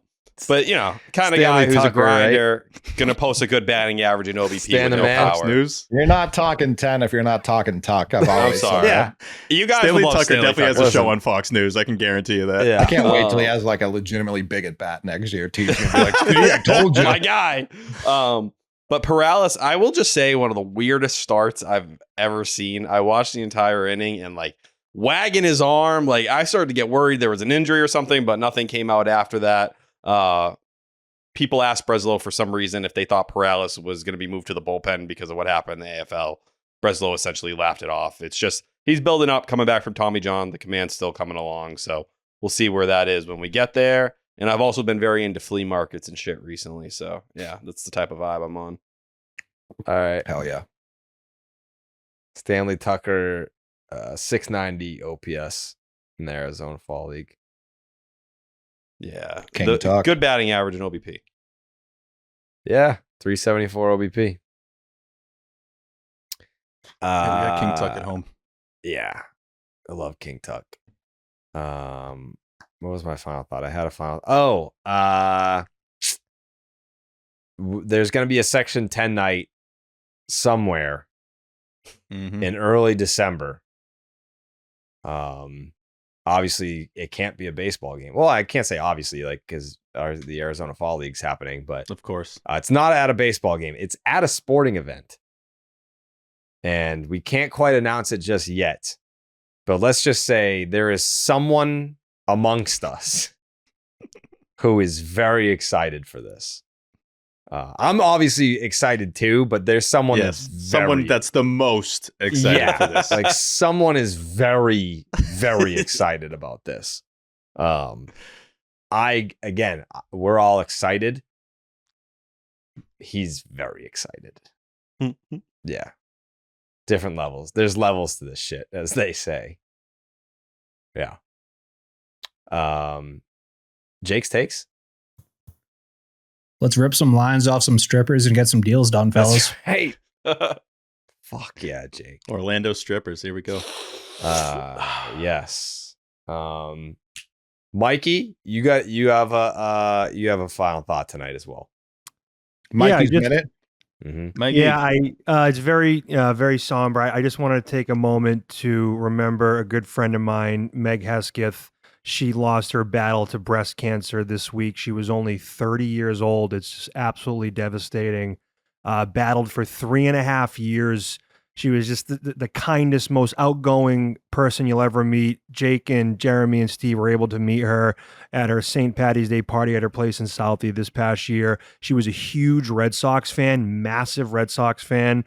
She in 2024 was in the Red Sox fantasy camp, and she was drafted by Doug Mirabelli and Manny Del Carmen, and she actually won the Gold Glove Award at the fantasy camp, and it was presented by Joe Castiglione, and it was a memory that she talked about and told me how much fun she had. So it just goes to show you how important a lot of these donations are. She was treated at Dana-Farber, how important it is, the Jimmy Fund Radio Telethon, donating to Jimmy Fund and Dana-Farber, so tragedies like this don't happen. So rest in peace to Meg. She was the best. Thank you, Mikey. When do you think we'll be back? We gotta talk offline, I think, about establishing a schedule, because we're all fucked up now that the offseason started. We have to reconvene. We haven't all been in the same. It's like a band recording an album, but in different studios. We haven't gotten our shit together this offseason. So for that, I do apologize, but we'll talk offline. We'll get a clearer idea of what the recording schedule will be moving forward. But yeah, I think what I said the other day, and I stand by it, this offseason, we will produce the best and most offseason content that you've ever seen. And people are like, is that like a national baseball thing, or is that a Red Sox thing? And I said both. It'll be both. We've got some tricks up our sleeve. We have some ideas that we would like to see come to fruition this winter that'll also probably roll into the regular season as well. But I think we can debut a lot of it this winter. I'm excited for that. So stay tuned. Plenty of announcements. Again, the Black Friday, Cyber Monday merch. There will be a new drop. It's not on the 10th this month. It's going to be on Cyber Monday, Black Friday. And I think, the plan is to stream, if we can, from Sully's while we're shipping merch. Like, you're going to watch us put your orders into the envelopes. That'll be very funny and also a very cool experience. So a lot coming your way. Appreciate your patience as we navigate the off-season waters. And of course, if there is any breaking news, we will jump into whatever team we can put together to do an emergency pod. So that's it. That's it for me. That's it from us. We'll see you next time. Buenas noches, amigos.